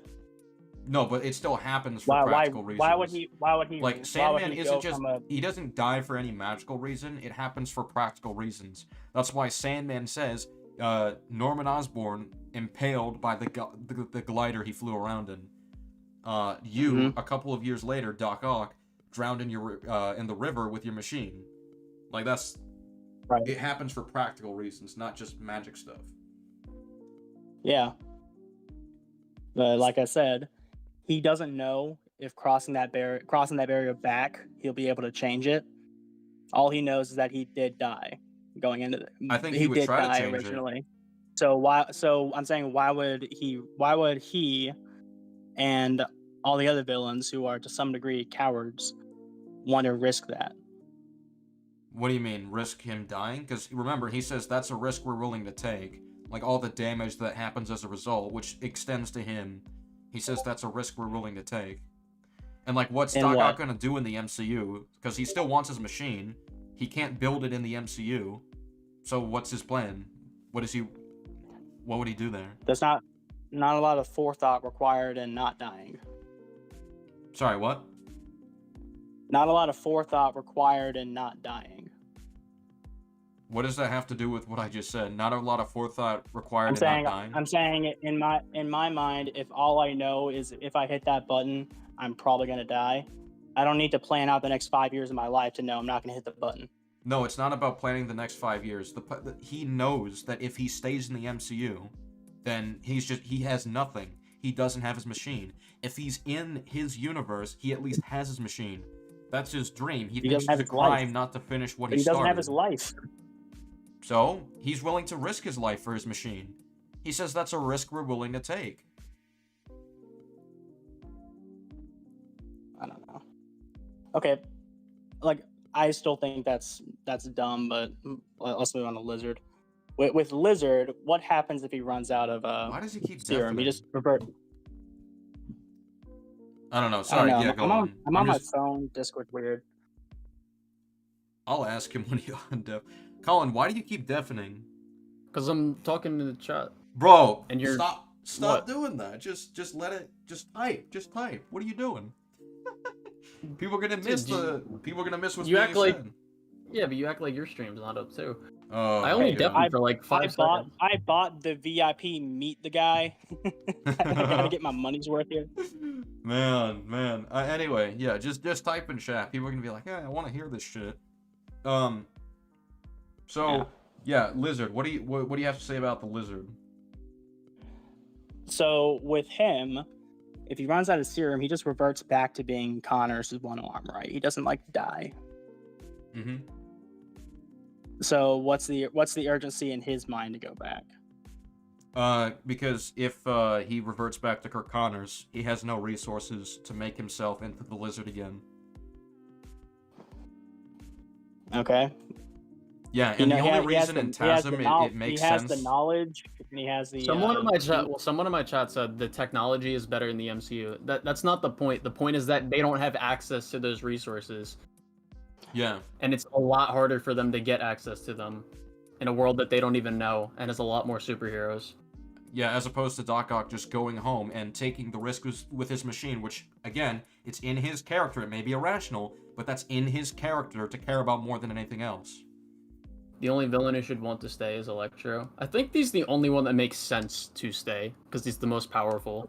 Yeah, yeah. He literally is about to die. Like, he knew that, like, oh shit, he doesn't I have a was about to receding die. hairline in the other one. And he also Yeah, but hates it in that world. everyone thinks like that, isn't it? Oh shit, No, I was but about to die. Okay, but like, it's a after problem that pattern for was certain established, characters. after that pattern was established with everyone present, why wouldn't everyone think if they go back they're gonna die? Because, okay, here's why. So, from Otto's perspective, if he gets a warning that he's going to die if he does what he was going to do, then all he has to do at that point is... Not if. What? No, All it they- is. all It I know literally is is that they if. did It die. literally is if. Wait. Otto, I'm pretty sure he got teleported to the universe before the final fight in Spider-Man 2. No. He says, I had him by the throat, and then I was Yeah. here. That's where he saw him unmasked. So he still had time from his perspective. He still thinks his Oh, machine yeah, is yeah, working. yeah. And it doesn't matter if you want to say, like, well, they're saying there's a pattern. They're saying it's a pattern. That's not how Otto thinks. He's supposed to be irrational. So if he's told your machine might cause you to die, he's just going to be like, all right, I'm going to make sure that doesn't happen. That's what would happen. He gets told, he's like, Peter was right, I miscalculated. And he's just like, no, fuck that, that's bullshit. I'm going to finish it anyway. So that's how his character would behave in those circumstances.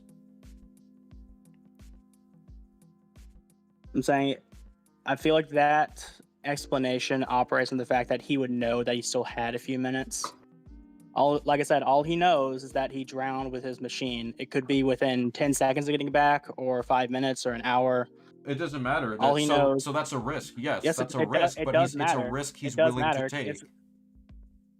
Why would he be willing to take that one? Yeah, Why you told me not? about the He's machine. literally Because he literally told Peter he would. He Movie. literally said it to Peter. Peter says He- you're gonna he hurt told- a lot more people this time, and Otto was hurt by it. He almost died, and he said that's a risk we're willing to take. Is it my turn? I mean, it was mine earlier, but go on. Okay. Saying I get that he said that in the previous movie, but him hearing that he did die for it, that's not the same thing. That logic Okay. doesn't apply in the same If- way.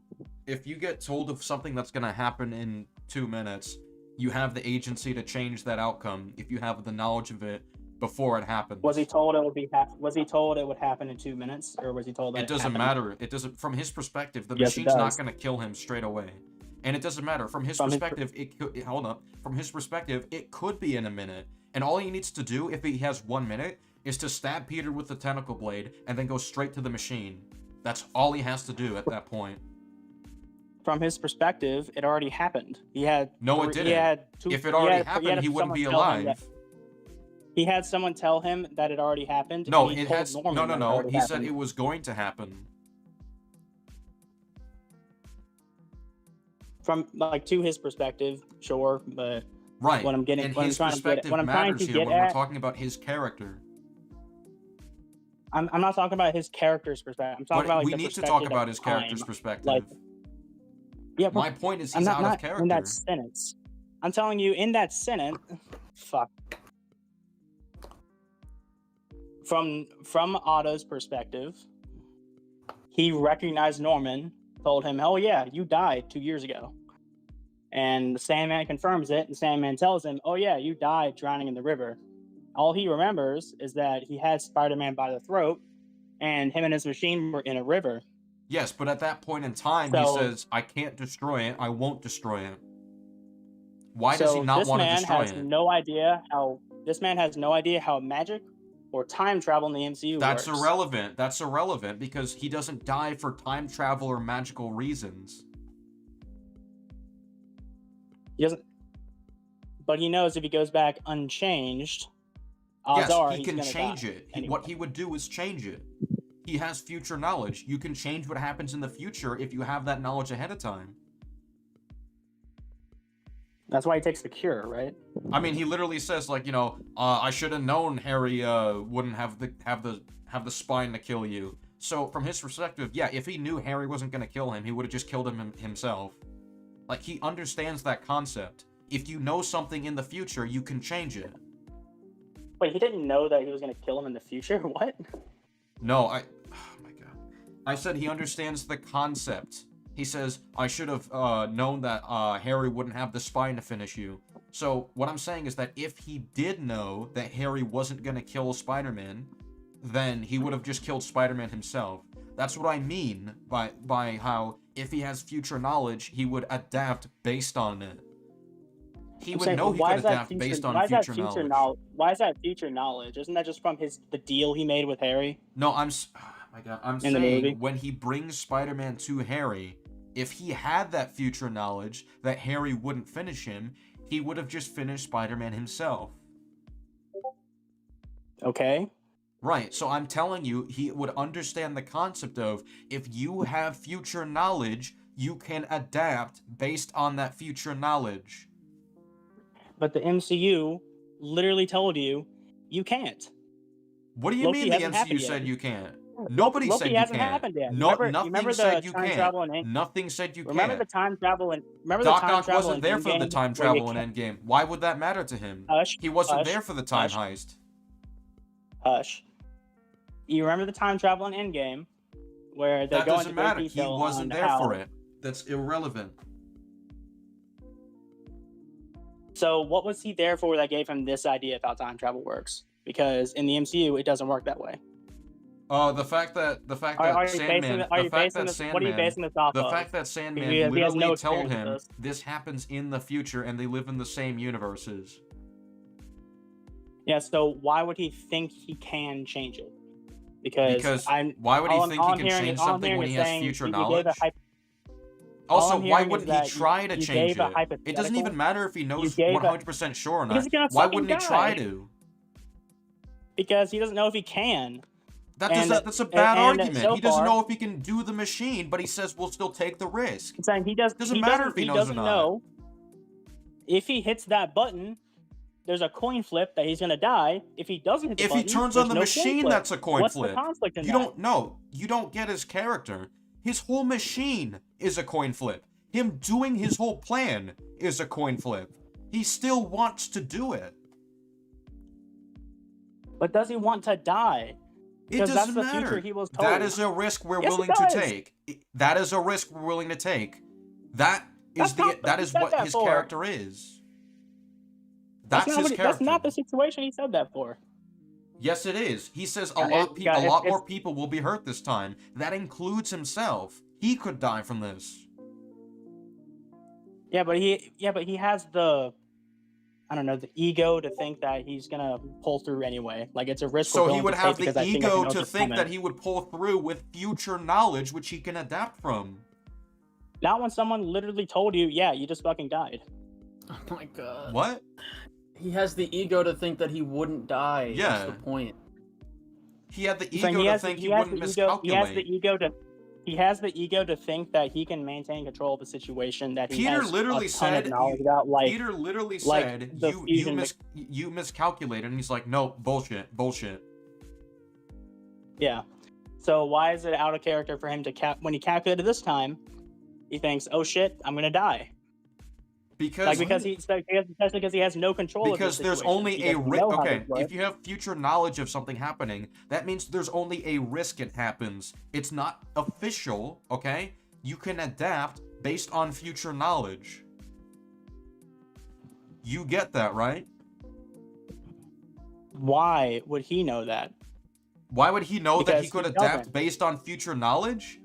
Brother, are you serious right now? Dude, he got yeeted from his universe by a wizard and put into a timeline where someone from the future told him that he's dead. He is out of his depth here. He was willing to take the risk. He was willing to take the risk with fusion, something that he researched for his entire life. I think so willing this time. I think you've both repeated the same shit over and over again. It's not gonna go anywhere. It's going in circles. Yeah, all right. Next problem with the video. I think we should get more people, to be honest. Like, there's so many people. Yeah, that's fair.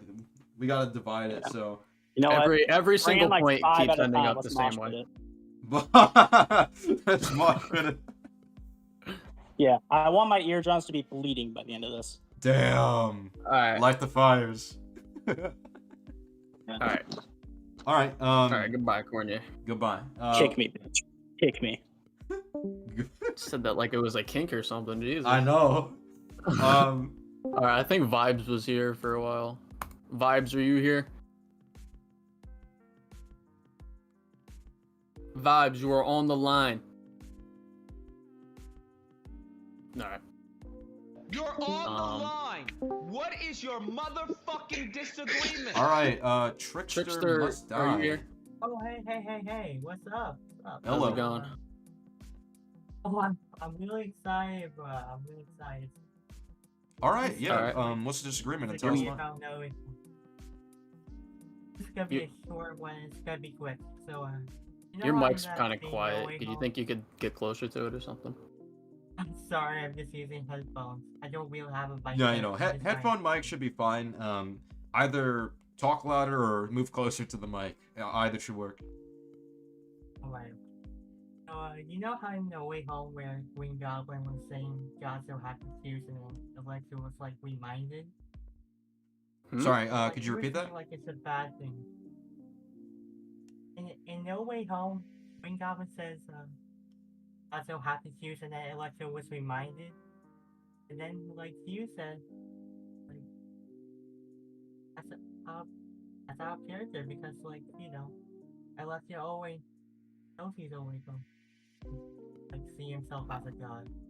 Oh, so you're saying Electro? Are you talking about Electro being out of character? Yeah. Oh, okay, so yeah, Having God talk right. basically what I think about Electro is that, the way it's framed, the scene is weird, because Electro shouldn't have to be convinced that he's a god that doesn't have to choose.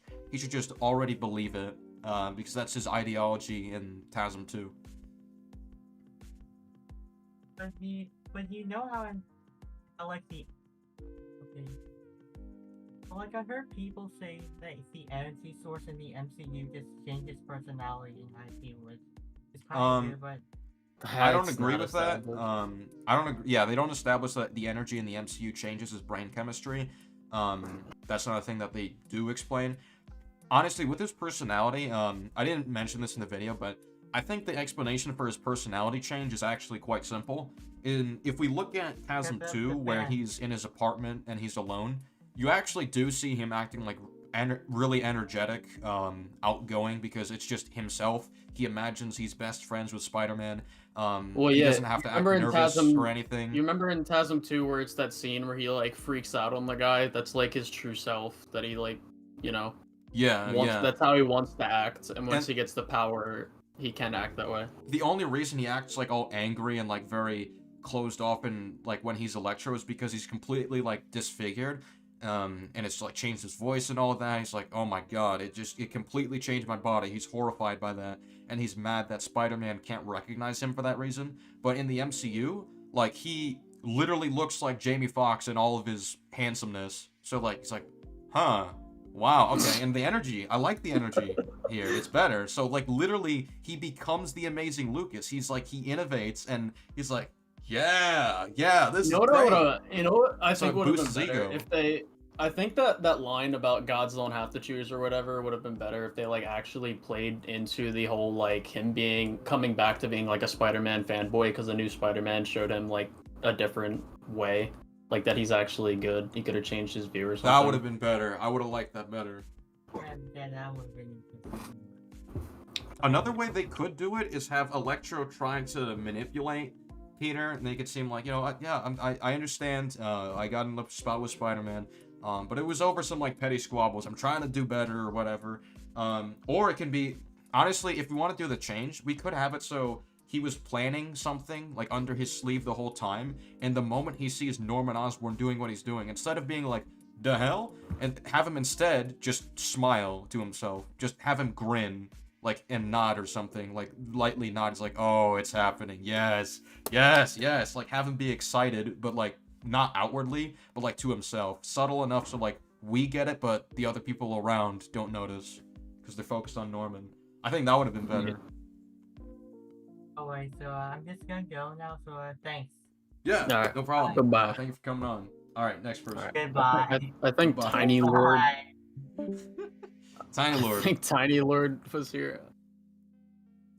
Alright. Tiny Lord. Tiny Lord. What is disagreement and tell me why?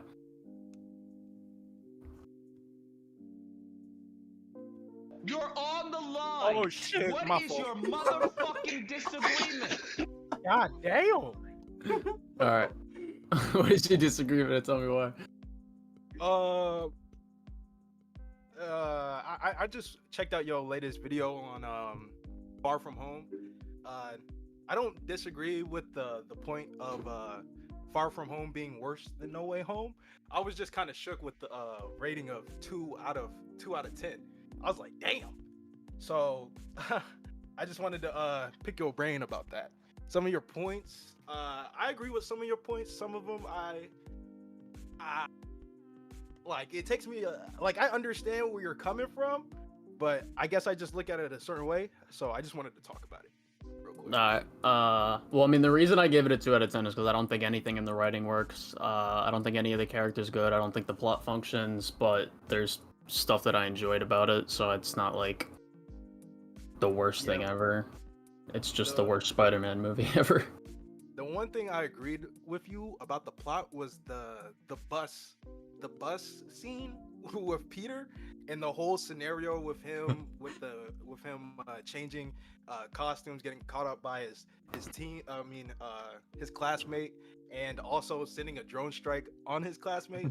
Yeah, that whole scene just doesn't have one thing that functions about it. It's completely stupid. Far From Home has like a real comedy issue. Like, it tries to prioritize comedy over everything else at certain points, and that one scene really shows that. And that's where I was like, yeah, I gotta agree with you on that. But the other thing I didn't really like, for me, couldn't understand about your criticism about the plot was the thing about Mysterio. Which one? Damn, I was trying to write this down, but I just came back from work. But it was pretty much the fact that Mysterio somehow, damn, I can't even remember it. I'll just skip that point. I'll just talk about Mysterio. Me personally, I really vibe with Mysterio. do you remember some of your criticism on it? Yeah, I think him wanting to join the Avengers and working with Shield is very contradictory to his goals, and it's a very big risk of him getting discovered as a fraud. The whole plot shouldn't even happen because Talos has the power to scan recent memories and he never uses it. His very existence and his motivation, from what it stems from, character assassinates Tony Stark. The way that his drones work with the illusion tech is really stupid on Tony's part, because then it implies that he could have used it in previous movies like Infinity War and Endgame in his combat arsenal, whereas it was never established beforehand that that he could implement the illusion tech into something like a drone and use it like how Mysterio uses it. What was the other problems? There's just parts throughout the movie where he's a bit of an idiot, like where he goes to talk to Peter on the roof. It's a very unnecessary risk, because Peter could easily figure out right there, like even if he moved his arm slightly, he could have figured out Mysterio was putting up an illusion right there. The bar scene where he reveals the entire bar was an illusion. Peter barely even left the bar. He was still outside the windows and the illusions were coming down. Like Peter could have forgot something there or came back to say something to him, and his whole plan's just kaput right there. What else? The fact that he has all these drones and a lot of them are just sitting in the background doing nothing. They can also go invisible, and he doesn't use that to his advantage when fighting Peter at the end. He doesn't himself turn invisible when Peter breaks into the like glass tunnel that he's in. He doesn't turn invisible and just leave. And he could have still let the drones handle it. Well, let's start at I guess let's start at Tony Stark, since he's the OG. He's the big daddy of MCU. My problem with when you were explaining Tony Stark, you was pretty much, listing out his feats in the MCU, and like for a minute I kind of agreed, but then the more I thought about it, like some of Tony's feats in the MCU aren't like his actual feats. Like I like when you mentioned he made his own element. If I'm remembering correctly, didn't his dad help him with that? Like I'm not saying all his feats were done on his own, but like you still need to be extremely smart to even understand what his dad was working on and actually make it work, because his dad couldn't make it work. He had to combine the old world and the new world to actually make that element happen. Like if he wasn't smart enough, he wouldn't be able to do that. Yeah, I understand that, but then when you talked about time travel, I also remembered in Endgame, the only way he was even able to achieve time travel was because the quantum realm, which was founded by Hank Pym, and the only thing Tony really did was find a way to guide through the quantum realm. He created a GPS. Because the real it's a problem. It's a problem in Endgame that he's able to make that GPS, but he still made the fucking GPS, and that's a crazy feat of intelligence. Yeah, but I'm just like, for me, how I see it is like, if he'd never had that one piece, he would never be able to achieve this type of goal. Can't that be applied to like any great inventor? Like, if we never figured out how to bond metal together in a certain way, then the car would have never been created. That doesn't mean that the invention of the car wasn't incredible, or like the creation of smaller motherboards and small batteries was the reason why phones can exist now, but the creation of the phone is still a crazy level of intelligence to be able to make. But if we go down that logic, like, let's think about the light bulb. I don't know how many pieces are in the light bulb, but like, do I have to name off every person that made every piece of that light bulb? Or are we just going to give the credit of the light bulb, the creation, to the guy who said he made it? But yeah, that's kind of my point though. Yeah, that's why I'm just like, I see where you're coming from. I guess that's just the way I see it.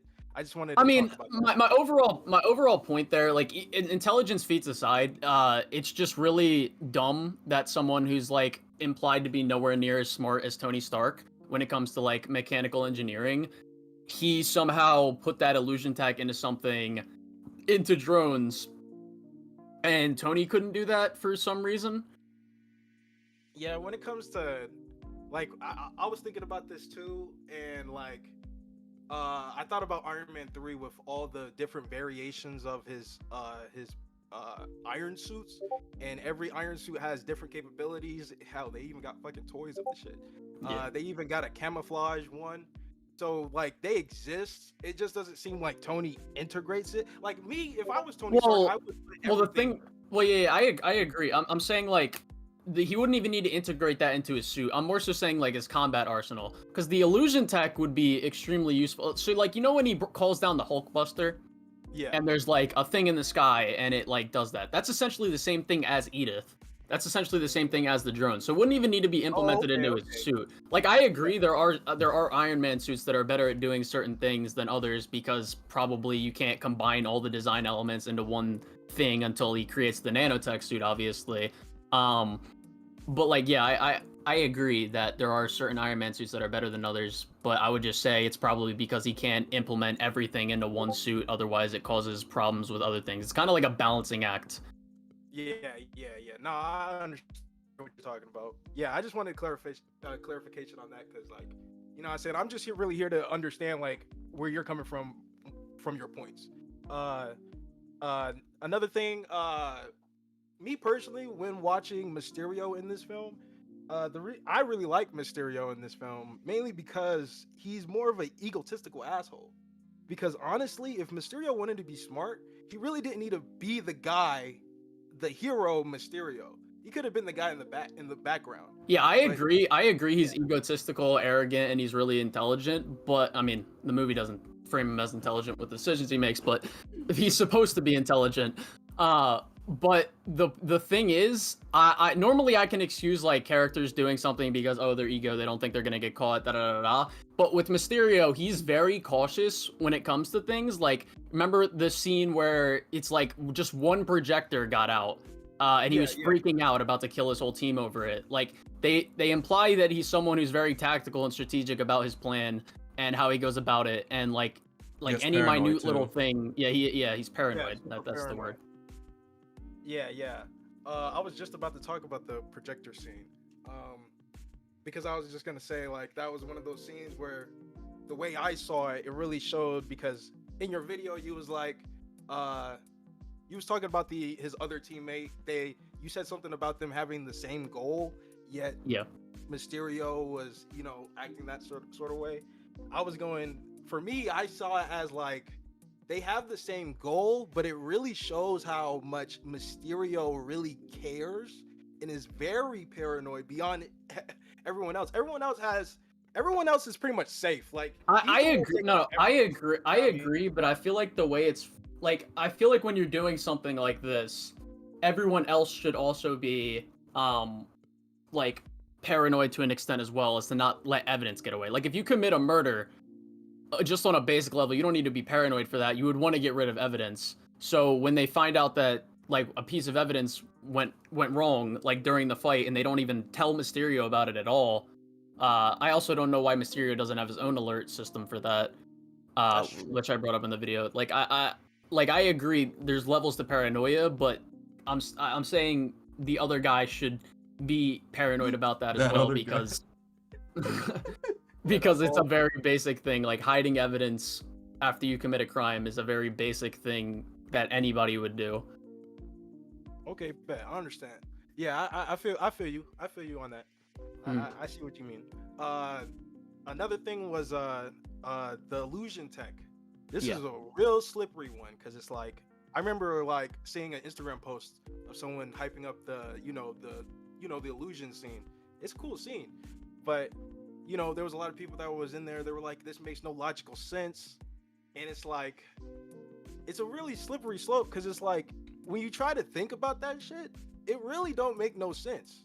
Like, and I understand where you're coming from when you talk about the illusion tech, and it's like Peter literally just has to touch bro and it's over.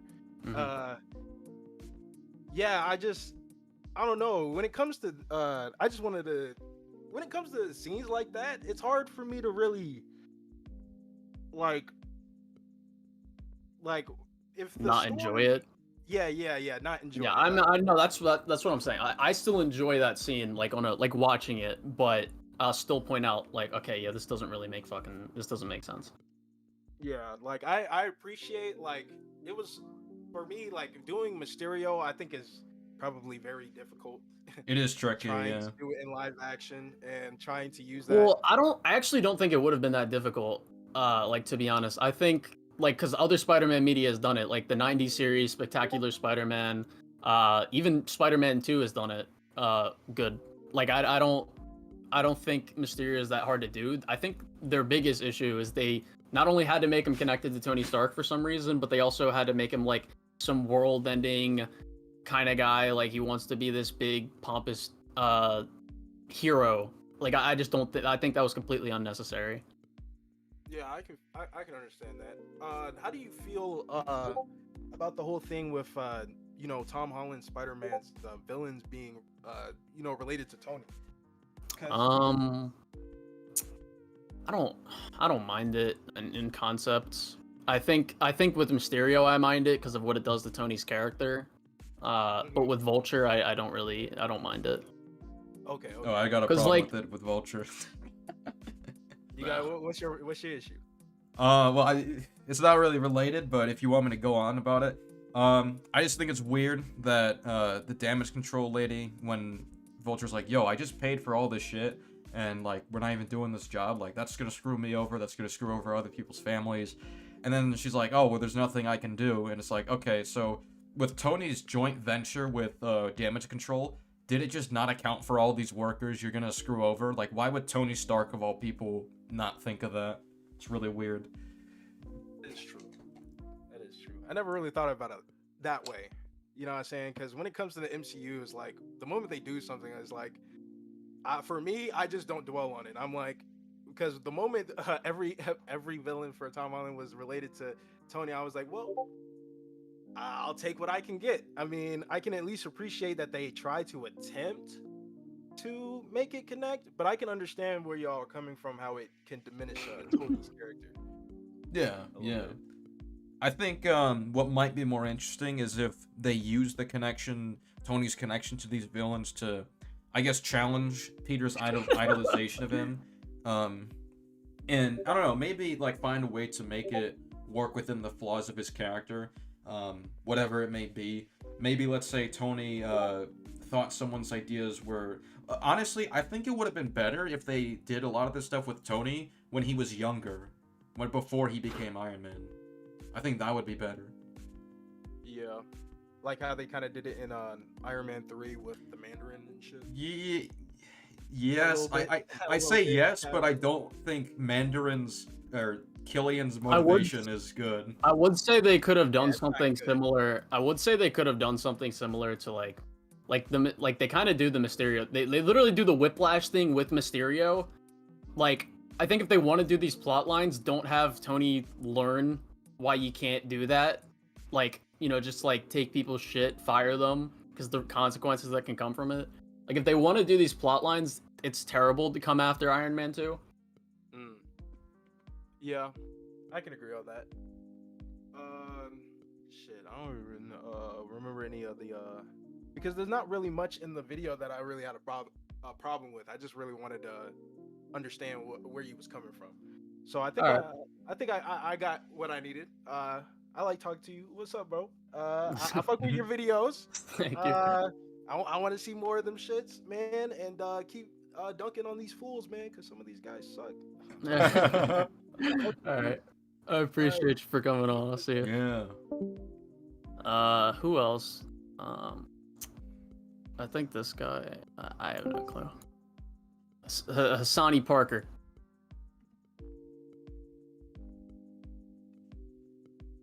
You're on the line. Hello, What Colin. is your Yo, do you hear me? motherfucking Yeah, we disagreement? can hear you. Yo, do you hear me good? Yeah, you're fine. Yo, Colin, I'm a fan from Sweden. All right. I'm a fan from Sweden, bro. Thank you. And I saw you first actually in a video with the amazing Lucas, the douchebag. that motherfucker, man. And I just liked you, you know? Yeah. So Bro, Is that I don't do you have know. a disagreement? Yeah, but I don't know if you disagree with me, but bro, fucking MJ in Spider-Man 2, why did they Which fuck one? up her look so Oh, much? that one. Yeah, I don't know, man. Bro, I mean, that's the ugliest MJ ever. Damn, in the whole multiverse? I mean, she looks. Did you see- I think she looks good in certain lighting. Like in the game, there's Yeah. certain moments in the game where I think she looks good, but then there's other scenes where I'm like, no. Okay. Yeah, I'd say that's a fair assessment. All right, is that Well- is that everything? Well, then I guess we don't have so much that we don't agree. All I right. mean, we agree with a lot. All right, thanks for coming on, my man. All right, Yeah. Colin. Have a I'll good be one. on next time, okay? Okay. All right. All right, bro. Oh, All right. Let's see. Mert. Mert, you're on the line. What's the disagreement, and tell us why? Mert Mustafa. You're All right. on the line. What is your motherfucking disagreement? Laz. Oh wait, nope. Mert's back. Mert's back. Mert, you here? Hello? You guys can hear me? Yes. Yeah. You saying or using the audio was hilarious. I was just activating my microphone and getting off YouTube. I'm on my phone again. All right. All right. First, I would like to talk about Doc Ock. Uh-huh. All right. From what I saw from a guy that made a video on Spider-Man 2 and No Way Home, it correlates with No Way Home. The reason I think that Ock doesn't get shocked by Electro when his legs touch him is because the legs aren't conductive. Well, they are, as shown in Spider-Man 2. Because remember, he shocks the cord in Spider-Man 2 at the end, and then he starts like getting shocked all over. Well, his That's how body Spider-Man also defeats is. him. But even in that movie, they say that the legs aren't conductive, but make an error and make them conductive. Well, he didn't make them conductive because he was pulled from that. He couldn't have made them conductive. Or non-conductive. The reason he became Doc Ock to begin with was because they weren't. Yeah. Or they were, And sorry. most likely they made an error and an error with No Way Home.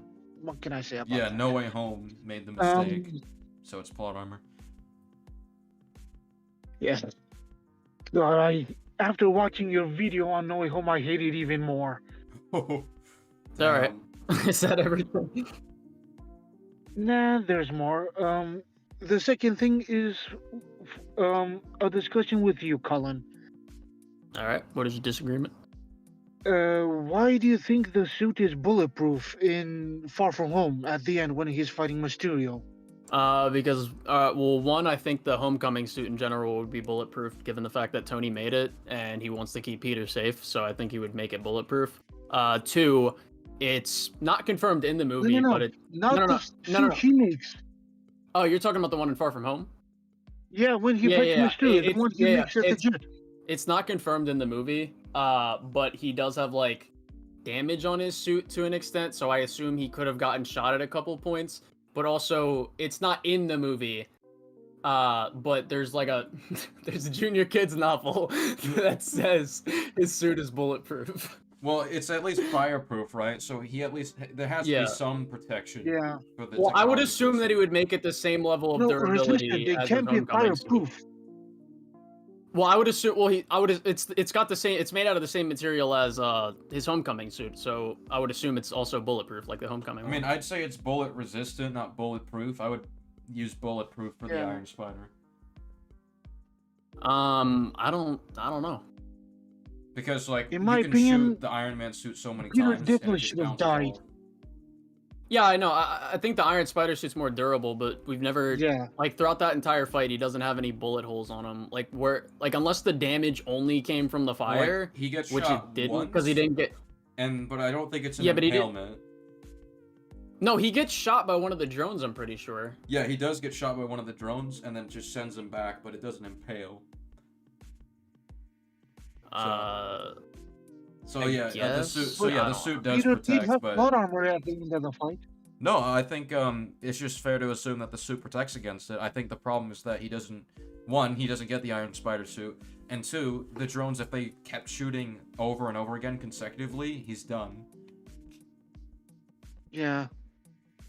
Even if Honestly, I don't. I want to. It's so dumb that he just does, like, because I'm assuming that fabricator can make Iron Man suits. Like it's in one of Tony's jets. Yeah. I mean, obviously, Like, a hologram of the suit was shown. Yeah. I don't know why he doesn't make the Iron Spider suit. He doesn't even have his suit. Is honestly, it looks like it's worse than the one from Homecoming. Like, well, yeah, because it doesn't have the drone that it could yeah, stand it doesn't even for have where the drone. Mysterio is.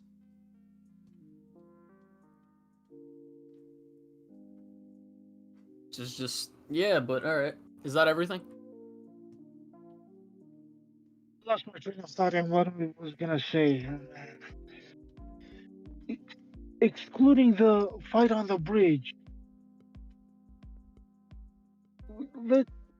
focusing on him just fighting Mysterio in that small building, wherever that was, there he definitely should have severely been shot and injured, if not dead. We agree. Peter in that fight I know. really has plot armor in that One fight. thing I also didn't mention, but I noticed it after I like went through my video again. You know how Peter like punches the fishbowl on his head? Yeah. Yeah. I don't know why he doesn't just like knock him out in one punch right there. No, yeah, that's another problem. Or like, I don't fucking know, break his arm or something. Or just like cover his mouth. Or and be web like, him up. Hey, oh wait, no wait, he doesn't have no, he doesn't have webs, which is weird. Like I don't. Yeah, that's another problem. He doesn't. I don't know bring how. spares. I don't know how he runs out of I mean, I'm assuming he brings spares. I just don't know how he runs out. Like. Well, that's what I mean. He didn't bring spares. That's why he ran out. I guess he just didn't bring enough, which is weird. Yeah. This is the final thing, and it's a small detail, not something that can break the movie. How does Goblin's helmet get broken by a rock? It's stupid. Yet it can take punches and kicks from Spider-Man. Yeah, it's stupid. I noticed it, but I just didn't mention it because, like, whatever. They nerfed the helmet for one scene, and it's just like, yeah. I don't know. I mean, I think the only thing I would say is maybe it broke because it was the force of Green Goblin. Spider-Man well, yeah, but Spider-Man stronger, punched his though. face many times. Yeah, but he really holds hard, back. too. And kicked them. Yeah, but he was holding back. But still, at the end. I mean, not the end. Spider-Man the end, 1. It seemed like, well, I think he's holding back to some extent, but I don't think he thinks he needs to hold back that much. He only holds back after he's like, Peter, stop. I don't really care that much. Just yeah, whatever. I don't really care. My point was, at the end of Spider-Man 1, when they're fighting. No, yeah, I get it. One punch may not be enough. No, I get but it. The more all he that really punches him, changes the more is that he would just hit it again and again. Damaged. No, yeah, I agree. Yeah. All that changes is he would hit it again and again. It's not really important. When I was watching him break the helmet, I was more focused on the horrible CGI there. No, yeah, the CGI for that scene was really not good. Like, it looked way worse than the 2002 suit, because, you know, that one's practical, so... And it was designed pretty well. But yeah, if that's all we got other people waiting. Yeah, that's pretty much it. Overall, I don't have much I disagree, if at all. I agree with practically everything you said for this one. If we were talking about Endgame, there would be something I disagree with how the movie made, but we're not talking about that. Yeah, yeah. All right. Well, thank you for coming on. We'll see you later. Goodbye. Anytime. Bye. All right. Laz, are you here? Laz526. Hello. On the Hello? line. Oh, Hello. What is the Oh, disagreement? hey. Hey, guys. Holy shit. I just can't believe I'm on here. Sorry. Uh, I right now, in terms of my disagreements, I want to kind of go like I want to play devil's advocate for No Way Home. See, I really love that movie. I mean, it isn't 100% immune to criticism. There's a lot of stuff in SK's video that I totally agree with. But a few things I want to go off of here. I really think the movie's good in terms of how they handle Peter and how Peter kind of gets he's in a good place right now right now where Peter's in right now. He's in a really good spot where he's kind of in the most I'm kind of throwing away my words here with how I'm saying this. He's kind of in the most quote unquote comic accurate spot he can be in because he has so much room in order to have like crazy adventures with, I guess, Daredevil, or he could go up against like villains like Kingpin, Fisk, and stuff like that. And I feel like if it wasn't due to how No Way Home went, he wouldn't be in that spot. Oh, yeah, But I mean, I agree. I agree with you. yeah, it's just it's just I feel like if No Way Home didn't go the way that it did, he wouldn't be in that spot. And I totally agree with SK here on Doctor Strange.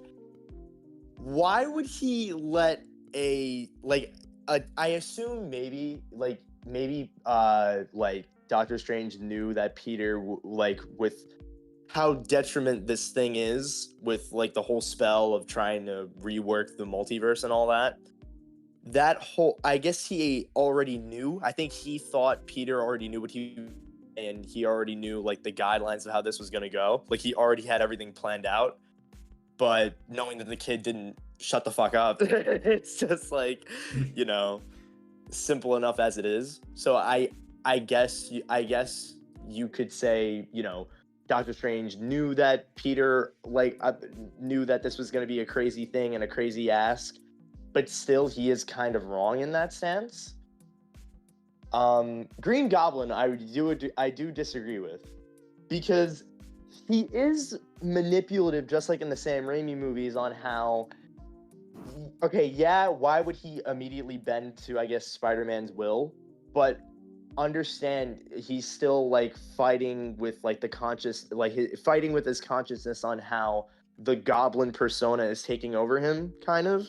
So he's kind of looking for any alternative in order to, I guess, help him break that, I guess. Well, I think the problem with that is he never wanted to find a way out from it. If he really wanted to in the first Raimi movie, he could have sought help. I mean, he's got so much money, he's got so much resources. Could literally just be like, hey, I'm dealing with this mental condition. I'm going crazy right now. I need a cure or something. I took this performance enhancer that made me go crazy, made me unstable. I need some kind of cure. And I think he would even ask Peter to help out because he's very smart and shit like that. So he could have done so many things to try to seek help and find a way out. He didn't do that because the point is that he willingly accepted what the Goblin had to offer because it made things easier for him.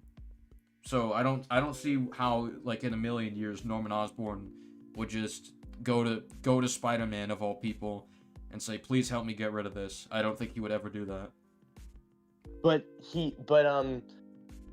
True. He didn't know that Peter was Spider-Man at that point. He didn't know Peter was actually Spider-Man. But I mean, if he's gonna go to any reliable source, the person who the people look up to, wouldn't that make enough sense? He doesn't know that Tom Holland's Peter. He doesn't know about Tom Holland Peter's identity. He's still it's kind of like how Doc Ock thought well, he's in the universe because he knows Peter Parker Spider-Man. Oh, true. But it's still like it's still kind of weird because if he's gonna go to Spider-Man, he's gonna go to like the person that everyone looks up to, and it still works with the whole manipulation tactic in order to get closer, in order to kill Spider-Man and take him out. And like with that whole scene with Peter in whose apartment is it? Happy's? Yeah, Happy's apartment. Like that whole thing with his spider sense, he's sensing Goblin's mental state change. That whole thing. That's like he knows like Goblin's out to get him. That still works with like how Goblin and how he'll like try anything in order to get to Spider-Man. Well, yeah, they treat it as like it's an on and off switch, and I don't think that works at all. It's not an on and off switch. Bless you, Colin, if you sneezed. It's not an on and off switch. Norman just it's just a part of him.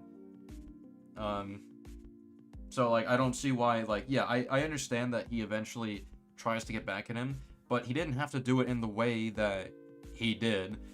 Like, he didn't have to mention that he was going to that he has this mental condition that could be cured. He could have just said, "Hey, I'm a stranger. I'm a father. I'm a businessman. I want to go back home." Yeah, because Tom Holland's Peter doesn't know who Norman Right. is. He doesn't know who he is. So and in the first Raimi movie, he always withholds like the fact that he is the Green Goblin or that he has this condition.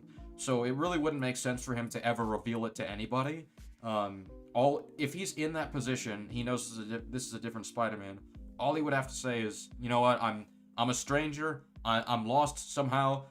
Yeah, I knew you were Spider-Man, but that's because I caught you one time, but I promised to keep it a secret. I didn't tell anybody. I'm just a businessman who tries to take care of his son. I try to help my version of Peter. I just want to go home." That's what he should have done, and if that would make way more sense. But for some reason, he just wants to stay in the MCU. He wants to conquer this world. Misery, misery, misery. That's what you've chosen. Something else I want to go off of. The whole part with like Tom Holland's characters, like in Tom's universe. No Way Home does really well with the fact that Tom Holland's Spider-Man is actually getting a lot more stakes, to the point, like, literally the entire world is against him. At first, it's played off for laughs with the whole, MJ and Peter, like swinging and all that with the train and blah blah blah. Like that whole thing is played for laughs, which is like pretty detrimental, I might say, and really bad, which I totally agree with on that. But the whole world is literally out to get him. And does that officer dude that was interrogating May and MJ, did that dude have a name?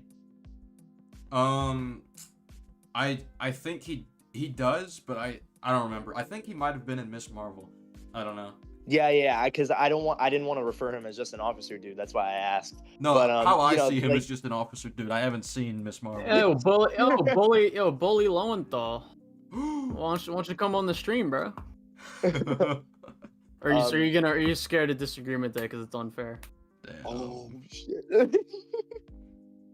I love Colin's trash talk. I'm sorry, but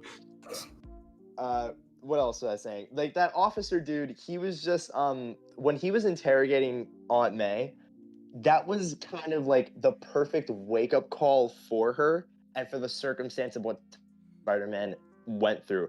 Because at first in Spider-Man Homecoming, before the ending scene where May finds out Peter is Spider-Man, like that whole sequence, it's just like at first he's afraid because she doesn't know what Peter's doing, and then once she figures out Peter is Spider-Man, that whole thing with May still being a concerned aunt, practically mother figure, that it's kind of washed away in Far From Home, which is what I agree with Colin, that Far From Home. Yeah. I honestly think it's a really shitty movie. I also don't like the fact that Aunt May finds out in Homecoming, and Peter's like, she can't know because, she's worried about me getting killed every night. I can't let, she can't know, everything that's happened. And then Far From Home's just like, oh, she's fine with it. There's like, nothing is explained to us. Exactly.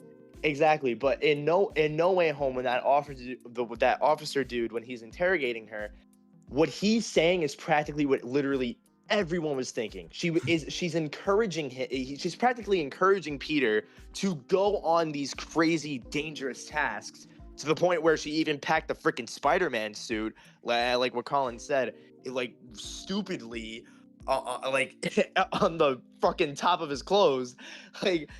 Yeah, I mean, Idiot. she I'm even sorry. says in Homecoming, you know, you see something like the alien tech weapons, you turn and you run. Yeah, she's the other afraid way. of that. Yeah, She's they afraid of completely that. like ditched that in Far From Home, and they didn't. No Way Home was like, you know, when she found out I was Spider-Man, that was really messy. I don't want to go through that again, but they don't. I don't know what happened. Really I feel like touch we on it, skipped but- a chapter that's kind of important. Yeah, No Way Home doesn't really touch on it, but what happens in No Way Home, at least I think it's really good. What they focus on here, it's just like they like the officer dude practically tells her like, yo, you're practically encouraging him to go on these dangerous things, and May knows that, which ties in really well with like when May's about to die, and like she tells Peter that he has a gift, and the whole with great power comes great responsibility thingy. That it ties in well because she now understands that she was basically irresponsible with the fact that her nephew has this power, and practically telling Peter with great power comes great responsibility. That's really good because it kind of like gives Aunt May a flaw, and then later on it kind of addresses that as like right when she's about to die. And not only that puts Peter in a more. I think my thing with the whole like I'm fine with Aunt May like wanting Peter to use his gifts because like when she says the line, you see that you run the other way. She didn't know he was Spider-Man at that point, but like I feel like if they explain, I would have liked to have seen. That's the one thing I will say. I would have liked to have seen their conversation with it, like about him explaining Spider-Man to her, and then her coming around like. Still being worried but understanding and wanting him to like I can believe that after a while she'd be fine with it, but the problem is they skipped it for some reason. I don't know why. The issue is that she was fine with it immediately. Well, we don't know if she was fine with it immediately. Yeah, we don't. The fact True, there was a time skip, but like the whole thing with Far From Home, like being like understand Peter was dead. Peter was dead for 5 years. So it like the time skip isn't that much for Peter as it possibly is for May. And hell, May probably got hit by the snap too. We don't know that. So like she could have also I think like she the did time get skip snapped. could have been Yeah, different for them as well. Yeah, I think she did. Yeah, she says that she appeared in someone's apartment. Yeah, okay. So the time skip isn't as crazy as it is like as if it was like if she did get snapped. You know what I mean? And hell, if she did get snapped, she'd probably be even more upset of what Peter has gone through because he fucking died for 5 years. Yeah. And she didn't, which is like pretty, detrimental. But what No Way Home does, which I think is really great, it connects like it basically addresses Aunt May and gives her a wake-up call like immediately. And then she kind of comes to terms with the fact that she was wrong, and that ties into the with great power comes great responsibility speech. I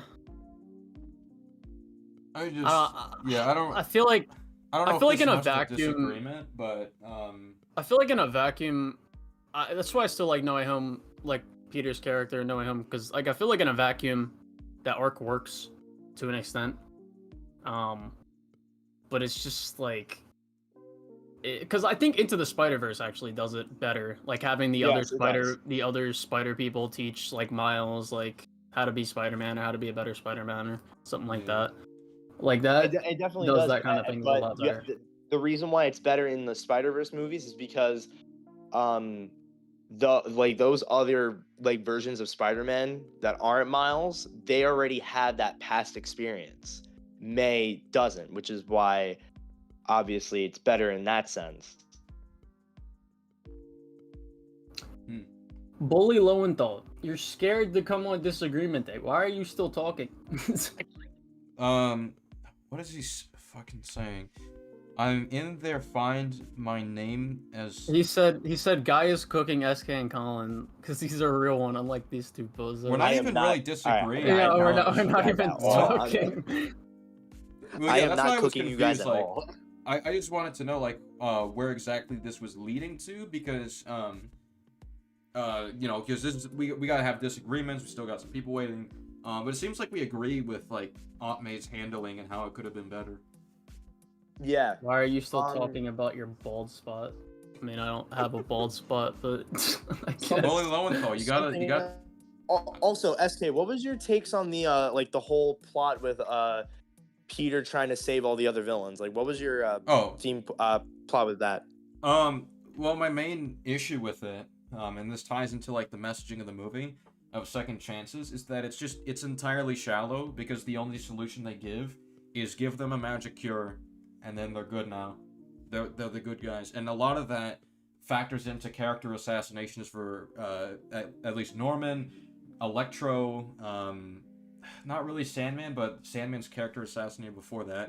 I mean, Norman, I don't really think it's character assassination because, well, I mean, he was kind of like, I don't want to say the main villain, but he was mainly like a driving antagonist, and like the way he was going like against both whatchamacallit, like all three Peters, he didn't really want to really get change. And I understand, like, the majority of villains did not want to go back, hence why the whole fight scene and all that happened. I think the problem with Norman is that the reason he's interesting in the first Spider-Man movie, well, just in media in general, but looking at the first Spider-Man movie, he's representative of like the opposite of Peter Parker.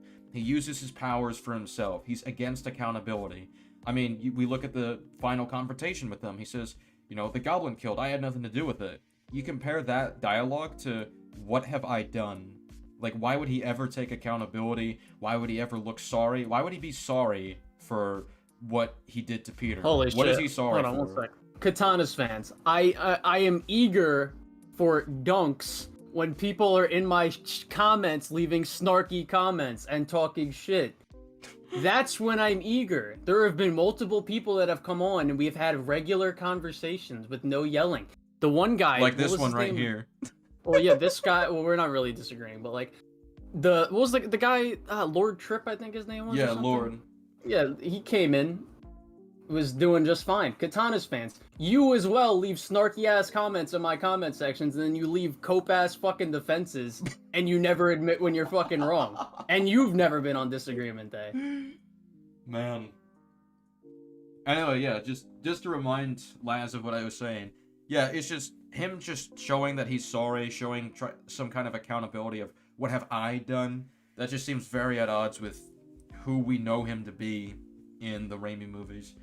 Like, he was never a good guy or anything. He's not someone who's willing to take accountability or do the right thing. Like, even before he got the Goblin Serum. But I get that. But at the same time, it's just like none of the villains ever really. They didn't want to go back. They didn't really want to go back. But the whole point was it's basically like righting their own wrongs, even though like technically the villains did choose their path. I understand that, but all three Spider-Man, well, technically mainly Tom Spider-Man, he's trying to right the wrongs of what happened to all these people and give them a second chance, and that's all in part a good thing. I mean, yeah, the whole second chances thing, yeah, I understand the idea behind it. It's just how they execute it is, like, the only solution they gave is cure these people of their powers, and then they're the good guys now. That's like, and I feel like that's not a solution, and that's not a very compelling one. There's nothing to unpack from that. But I would say take their, I think the reason why they're trying to take their powers away is so they won't do any more harm. No, I understand why in universe they're trying to take the powers away. I understand that. I'm saying from an outside perspective, it's very much shallow, that, like, how it was executed. Like, it makes sense for the Lizard. He's the only character this makes sense for. But it's still, even with all the examples that we went with, it's all just cure them of their powers, then they're good now. Which, again, that's, like I said in the video, there's better ways to do the second chances thing. That accounts for, like, But the I mean, like, even for practicality Electro, of like, changing he, people, like, the if he agency didn't they have these have. powers, he would be. Oh, sorry. Well, yeah, I was just saying, if we account for, like, the agency that these characters have, or the practicality, you know, that of actually changing these people, that's a lot more complex. That's a lot more interesting to dive into. There's just no depth whatsoever in how this is, and how the second chances thing is done. It's literally just cure them, they're all good. Like this is why I compared it to Spectacular Spider-Man and Spider-Man 2, where he has to reform Otto's ideology, he has to reform Sandman's ideology, and inspire him. That's a lot more compelling if you want to do the whole second chances thing. I also showed Martin Lee in the Insomniac games, how they tried to do it. Yeah. Alright, hold up. Like, I was literally respectful as fuck in your comments, but just because I disagreed on principle, you were hostile. I'm not hostile to people who just have a basic disagreement. There's multiple streams that prove that. I the only time I get hostile, quote unquote, or act like a dickhead is one, if someone says something so incredibly stupid, and I'm just like, what the fuck? Or it's a really stupid defense, or if it's just like a snarky ass comment, like I said. I mean, yeah, for me, it's just, if I give as I get. If you hop in, you're chill, you're nice, it's like, yeah, that's, you know, par for the course. You'll expect that in return. If someone just joins the VC and says, you're an idiot, you're a fucking stupid ass loser, whatever, like, yeah, I'll throw in some insult, I'll throw in some jokes, you know, that's the environment you set. I guess the principle is, you know, treat those how you wish to be treated. That's something they teach you when you're a kid. That's the basic principle. So, yo, we was talking shit about my boys. I'm whoop their ass in the comments. Don't respect my boys. But yeah, let's keep it going. Right. We'll just ignore Katana's fans for now. Katana, if you want to join Disagreement Day, just join. And he said he joined before. I don't recall him ever joining. Yeah, I mean, there was only like there wasn't that many people in the waiting room, so. No, I think it was like a previous one. Yeah, like a previous stream. And the Arkham vid. Yeah, I know the Arkham vid. You kept laying out your. I don't remember exactly specifically what you said. Someone in chat, I want to nip this. Said, it's J Rob Zone says Toby quits being Spider-Man because of a toxic relationship. That's not true. What? I'll tell you why he actually quit. So what he did when his powers kept failing, you want to know what he tried to do? He didn't try to quit.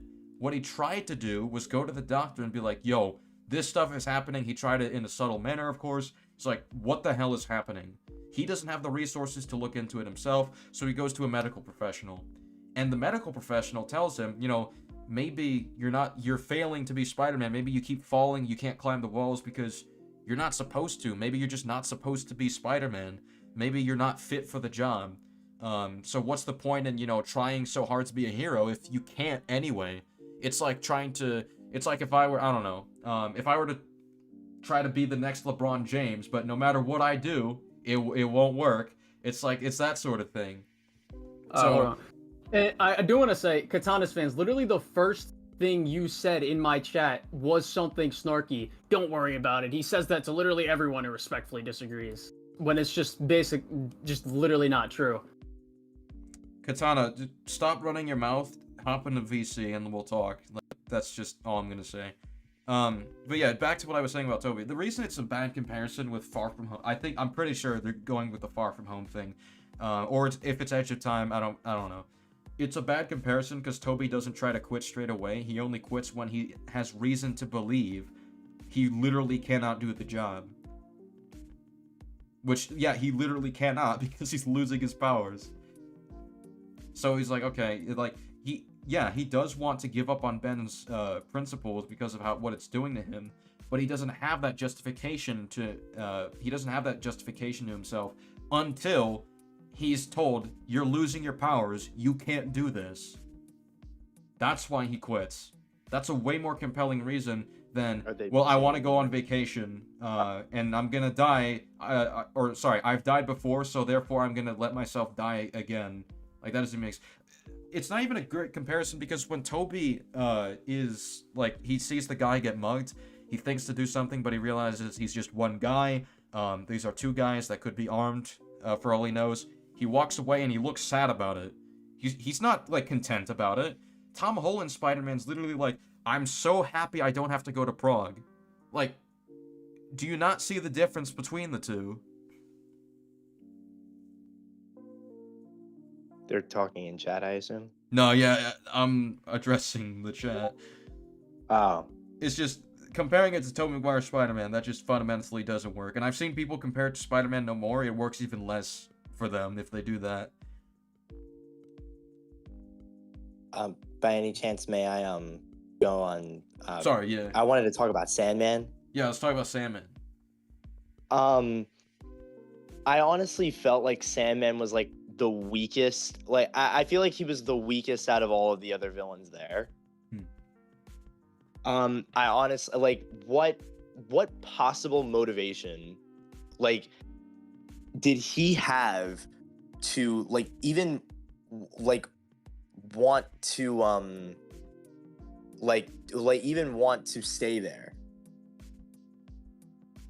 Yeah, you're completely right. He has no motivation to team with the villains. It's so like I weird. feel like if anything, when it comes to I guess Electro, Sandman, and possibly Lizard. I mean, but then again, Lizard's motivations are completely different to Sandman and I mean they all have different motivations at the end of the day. But it's just I feel like Norman and Otto, obviously Otto was completely like fucked up due to like his mechanics with his arms, and Norman is obviously fighting like through like his consciousness with the whole Goblin serum and all that. It's just it confuses me on why they like like Electro and Lizard and Sandman even wanted to stay there. But I understand they still like all like wanted to go against like Tom Holland Spider-Man and Andrew and Toby. I get that they just wanted to go up against them, but that's not really as justifyingly accurate to why they would even want to stay there besides that. I mean, is that really a disagreement? I feel like I'm kind of saying it's a disagreement because it's like, why would they even want to stay there? In their universe is? No, the MCU universe. Yo, yeah, with them we agree. Except Electro, of course, but yeah, we agree on that. We'll move on to the next one because we do have some other people. We're running a little bit low on time. But yo, thank you for coming on. My bad, guys. Great to have you. Yeah, sweet. Yo, you guys are great. Seriously, I'm a huge fan of both you guys. You guys are the best. Awesome. Hope you have a great day. Later, dudes. Yeah, see you later. All right. Do we want to let Stark on? He's been here. Yeah, right beforehand, I want to address this. So someone just said, Toby was having a grand old time while not being Spider-Man anymore. He legit is smiling and eating a hot dog while a cop chase is going on. So, okay, him smiling like that is quite literally cope. And I'll tell you why. He looks at it, and he's not smiling at first. He's like, oh no, they need help. And then he eats the hot dog as a way of coping and, smile. Well, he doesn't really smile in the scene. He's just eating the hot dog and moving on. That's just his way of coping, of like, all right, I made the decision. I've already agreed. Yeah, like, there's nothing I can do anyway. There's nothing I can do. Like, what's the point? Just move on. That's what's happening there. That's not even like him being like, yeah, I'm glad. All right, hold on. Two things. Wasn't Tom losing his powers too? Him losing his spider sense is completely different from Toby's powers working inconsistently, which could literally get him killed easily. And Katana's fans, that's great, but it never feels like you're doing it in good faith. Define good faith. Like, what the fuck are you even talking about? What do you mean it doesn't feel like? What about, like, what he's actually doing? Like, I don't even know what you mean. You're not engaging in the conversation in good faith. Are you saying that because I think I'm right going Katana, into it? how about this? join the stream and prove we're so bad faith. Why don't you do that? Alright, I'll just leave you with that. We're gonna let Starkstar in now. Shit. Oh. There we go.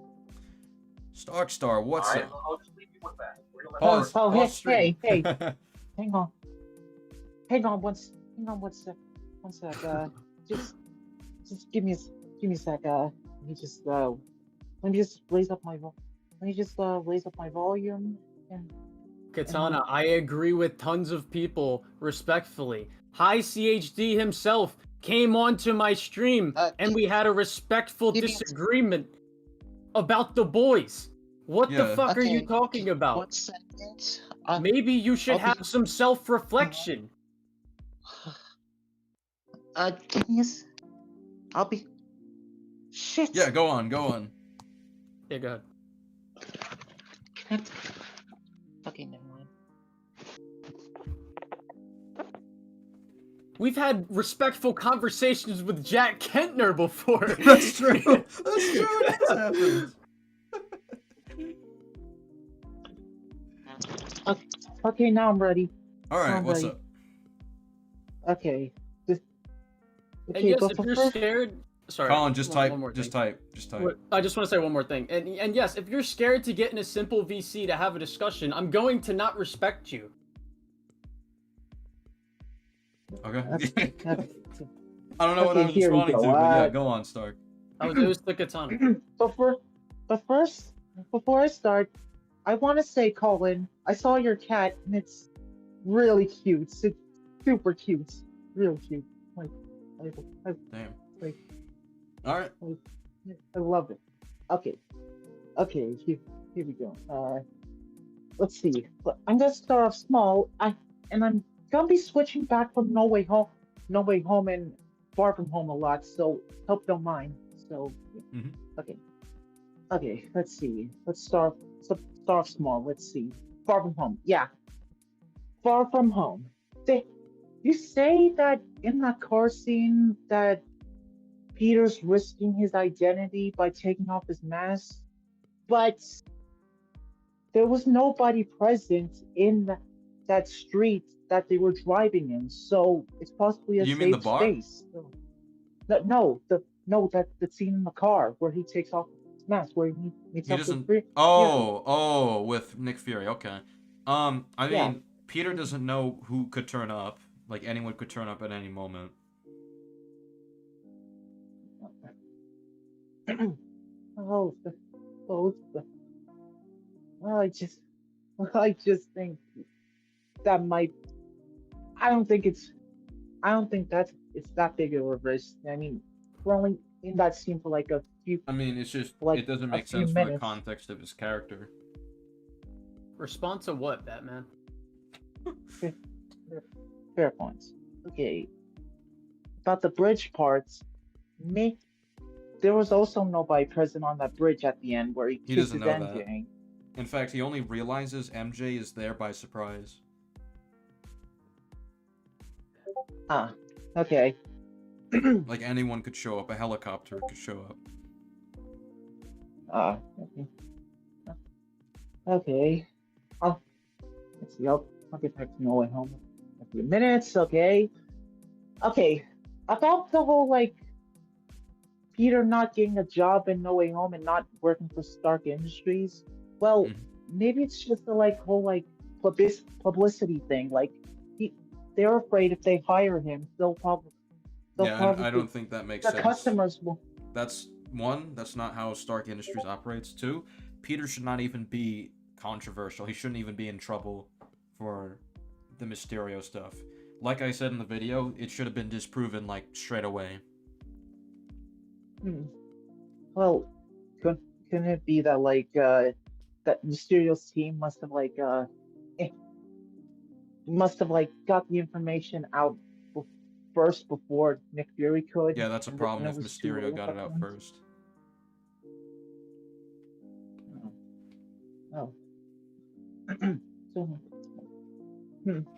Anyway, I just sort of thought I sort of just had that in my head. I thought Pepper, who was I don't buy for a second that this version of Peter Parker is poor, it doesn't make sense, and I don't think the trope works.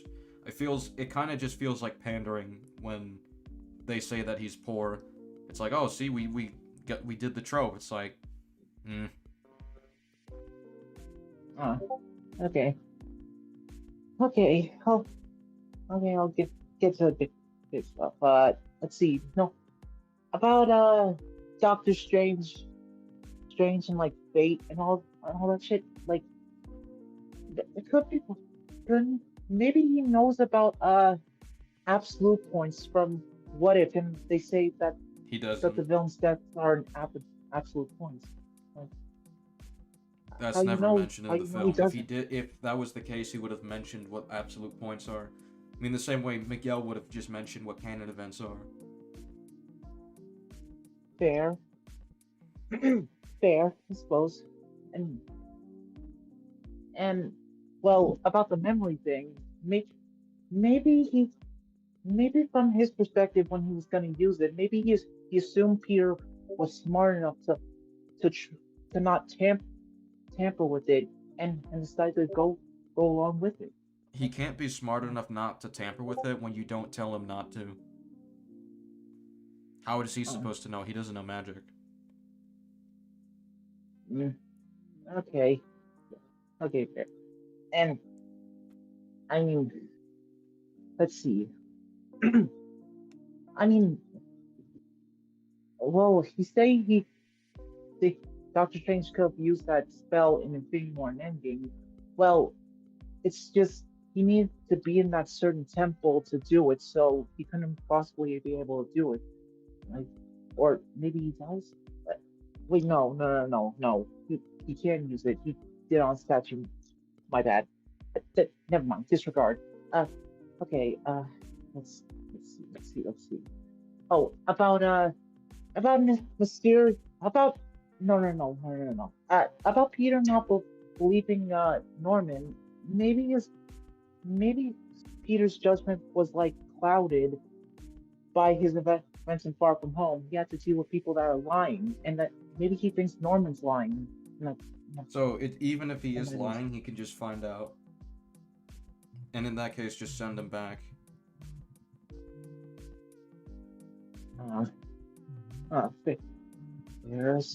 Fair, I suppose. And okay, let's see. He also doesn't hang even on. argue Did we that, already so... talk? Did we also talk about the whole like he died in my arms, tried to kill me thing? Like, I think we did in that voice call last weekend. I mean, a few days ago. I mean, yeah. Is there anything else you have to say about it? I guess. Maybe. Maybe.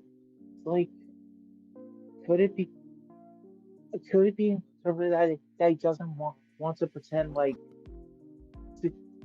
Harry did nothing wrong, and still had to like be completely honest about what him and Harry been through, like. But he still wasn't completely honest. He didn't mention the fact that he died trying to save him. It makes it sound like he died trying to kill him. Okay, fair. Okay,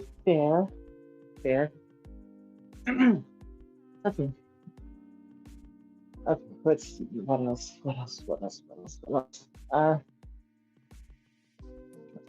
Hang on.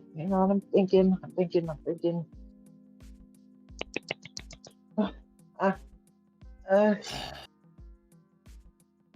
Okay. See.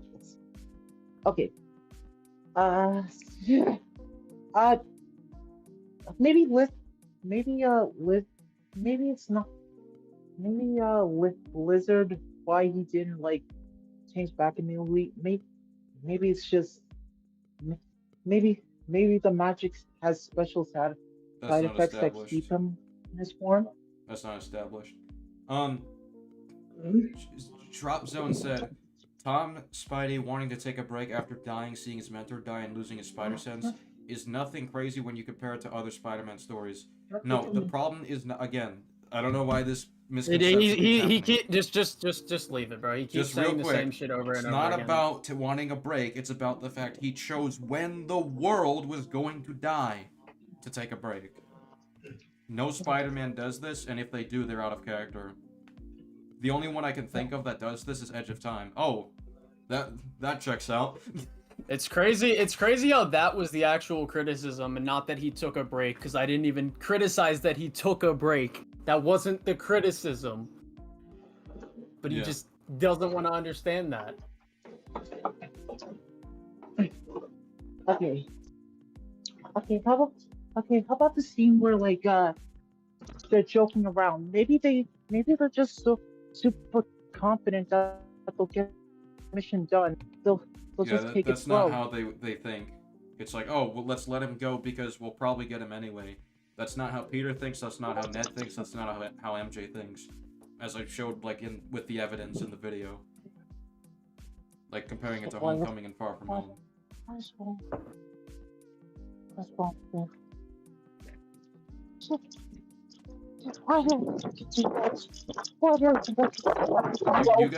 You got background noise. Are you like outside?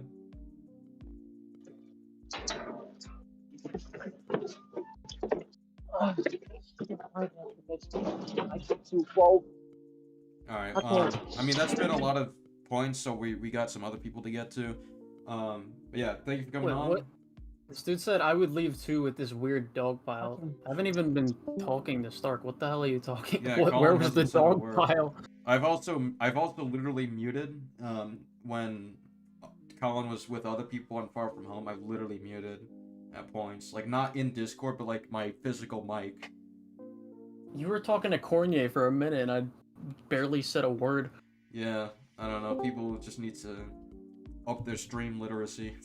I don't know. Hello. Hello, what's up? Nothing much. Let me see if I can do something real quick here. Nah, fuck it. All right. Disagreement.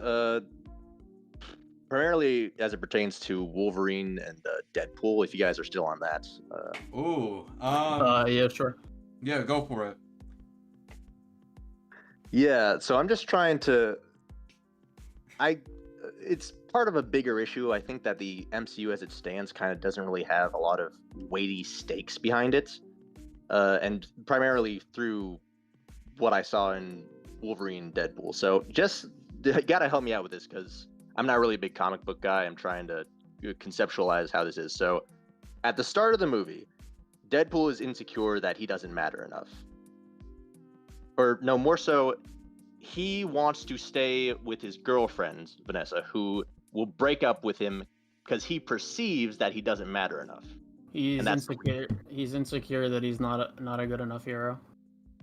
Okay. And he's not doing enough. And that's why he goes to the Avengers in order to do enough and matter more. Yeah. Which will prevent his girlfriend from breaking up with him conceptually. I mean, he's kind of just trying to. I don't know if it'll prevent, quote unquote. He's kind of just being insecure. He's like, he sees it as he thinks that she has a certain standard of him, and if he doesn't meet that standard, then their relationship's gonna keep falling apart, and maybe eventually break up. And in doing that, he kind of pushes her away. Okay. But then, after he gets the boot from the Avengers, with his whole mindset is get this so that way the problems that they face will pass on. But then afterwards, he goes back to his timeline, and he's like, oh my god, I got kicked out of the Avengers. And then she comforts him and proves that he has her support even through these trying times. Yeah? Mm-hmm. God, that's just so weird for me because the entire inciting incident is the fact that he didn't feel like he had her support. But now that he has her support, he still is so torn up that he goes into the card game, which is the opposite of superheroing of as much as you can be. Mm-hmm. Isn't that like? I don't like. What do you mean by the opposite of superheroing? That was just a throwaway joke. It's not really important, but it's like my whole thing is that if you're wondering why he quits Deadpool even after she's like saying what's wrong, it's because that he thinks internally that she's not being like sincere about it. She's like he's thinking thoughts that aren't true about how she feels about him because he's insecure. He's not being fully rational. okay, but he wants to matter for him though, essentially. No, not him, but like no. He wants to matter to get to a standard where he feels like he wants to matter because he wants to in himself feel like he's meeting Vanessa's standard. And when he feels himself that he's not meeting Vanessa's standard, then he starts to get insecure about how she might actually feel about him. Okay. That's why he keeps saying, just admit it, you think I'm a loser, and then like Cassandra gets the emotions from somewhere, like when Vanessa says something that she doesn't actually say to Wade, but like she got those emotions from somewhere, about like what Wade thought Vanessa would have wanted to say. All right. So it's not directly a one-to-one thing that Deadpool wants her support. It's that he wants to feel like he matters, and that would solve some unrelated relationship problems that they have in the story, right? No, it's more so he wants to know within himself that he wants to feel within himself that he's living up to Vanessa's standard of heroism that she put onto him in like Deadpool 2. Okay, but she says that she's given him support, but that's not enough for him. Yeah, because he doesn't think she's being like 100% like truthful. Like, let's say you got done with a sports game and you did terrible, and your mom or your dad comes after and is like, yeah, don't worry, you did good. It's like, you feel deep down like, no, I didn't really. Even though sometimes you didn't live up to your expectations that you thought people would put on you, and then they're like, oh, no, you did good, da da da da. It's like there's a part of you that feels like they're just saying it just to say it, you know what I mean? Okay, yeah. My whole point with this whole thing, though, is that, like, if your inciting incident was to get a material thing, which would be the approval of, let's say, parents, or I was just doing the sport in order to appeal to, to gain my father's love, and I go with the sport, I fail, and my father tells me he loves me nonetheless. You've got the thing that you set out to get. It's more so like, let's say you like, your dad is saying like, oh, look at these guys around, they're averaging 30 points, 20 plus points a game, and then you go out there, you score 15 points, but you don't miss. Like, you go 100% from the field, you score 15 points. It's like, you actually did perform well, and your dad may say, oh yeah, you did good, but you didn't hit that over 20 points, or averaging 30 points. So you may feel like your dad is just saying you're only doing good just because he's your dad. Oh. And you're not actually exceeding to the expectations that he wants. Okay, I could see that.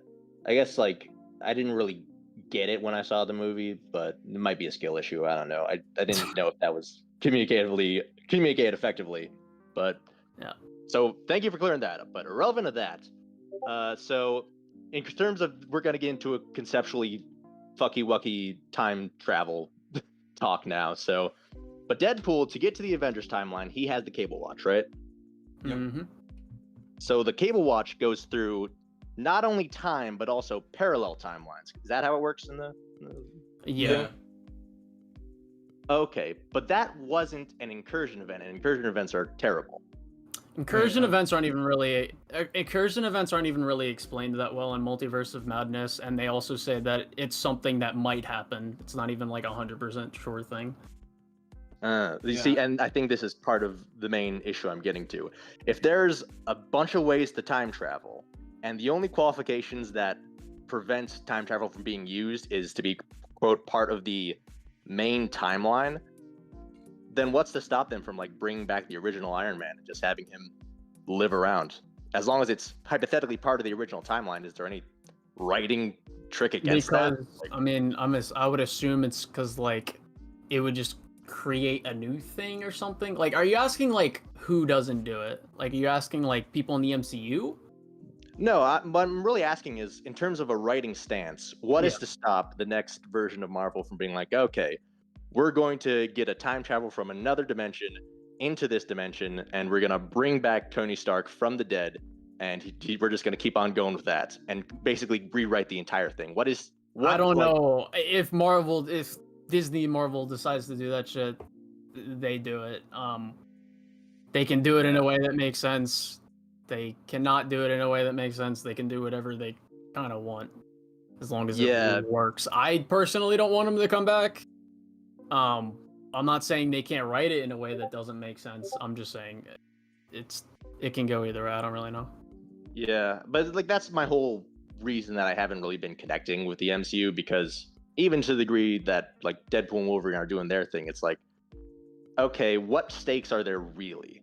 Because it's an entire world. Well, actually, for Deadpool and Wolverine, that's a bad example because there actually were some stakes given the state of the Fox universe. But irrelevant of that, when the next time like a big world-ending threat comes around, it's like I'm having trouble seeing that there's anything that can't be rewritten, written away. So it kind of gives me a sense of weightlessness. Well, I mean, in the MCU, they don't have a way to time travel right now. Yeah, like, but the way they had to time travel was through like the Pym particles or whatever, and like the quantum realm. I mean, so sorry. And they say that they also know that like taking stuff out of the like Hulk. I really don't. I forget how exactly the time travel rules work in fucking Endgame. What is this point here? Like he's saying like there's like no stakes now or whatever because they can just go back in time. Yeah. I feel alienated to the degree I don't that agree, anything because can be time rewritten. and space aren't the only stakes, and there's also potential consequences. So that's kind of what I'm trying to get at. I'm like, supposed to be stakes in that scene. He's just saying, "Hey, I'm gonna try to become an Avenger." Oh, they said no. Well, I'm out. Like that's not really stakes. That's not really a conflict there. Well, I think he's mostly talking about the whole MCU. Yeah, not just the particularly. Yeah, I'm using it as kind of like when I started feeling it most. Yeah, but like, I don't try to defend the whole MCU. I'm just defensive of Deadpool and Wolverine. So. Okay. Well, in that case, sounds like sadly, I think we kind of agree that there hypothetically is nothing stopping them, but whether or not it matters to you that much. I already don't even like the Doctor Doom casting. I think it's silly. Oh God, yeah, fucking. I don't know. That's just not a good sign. But appreciate you coming on. We're gonna get the next person on. See you later. Sounds good. From the conversation, I feel a melancholy depression, but. All right. Oh, sorry. I thought I got off there. Anyway, though, yeah. So it's not gonna get better. Have a good one. I'm going. All right. Skids, are you here? Yeah, I forgot my argument. My bad. See you, fellas. Well, all right. Good day, chaps. All right. Reaper Void's in. Reaper, are you here? Reaper. Yeah, probably. You're on the line. What is your motherfucking disagreement? You didn't give me a second to even press the button. Okay, so I'm gonna have to head out quite soon, so I'll just end off my end. But what the hell is that audio? But you two could duke it out. Maybe Kronos will join in. I mean, I'll probably end it after this one. There's like nobody left really. Yeah. I want to eat fucking food. Yeah. All right. See you all later.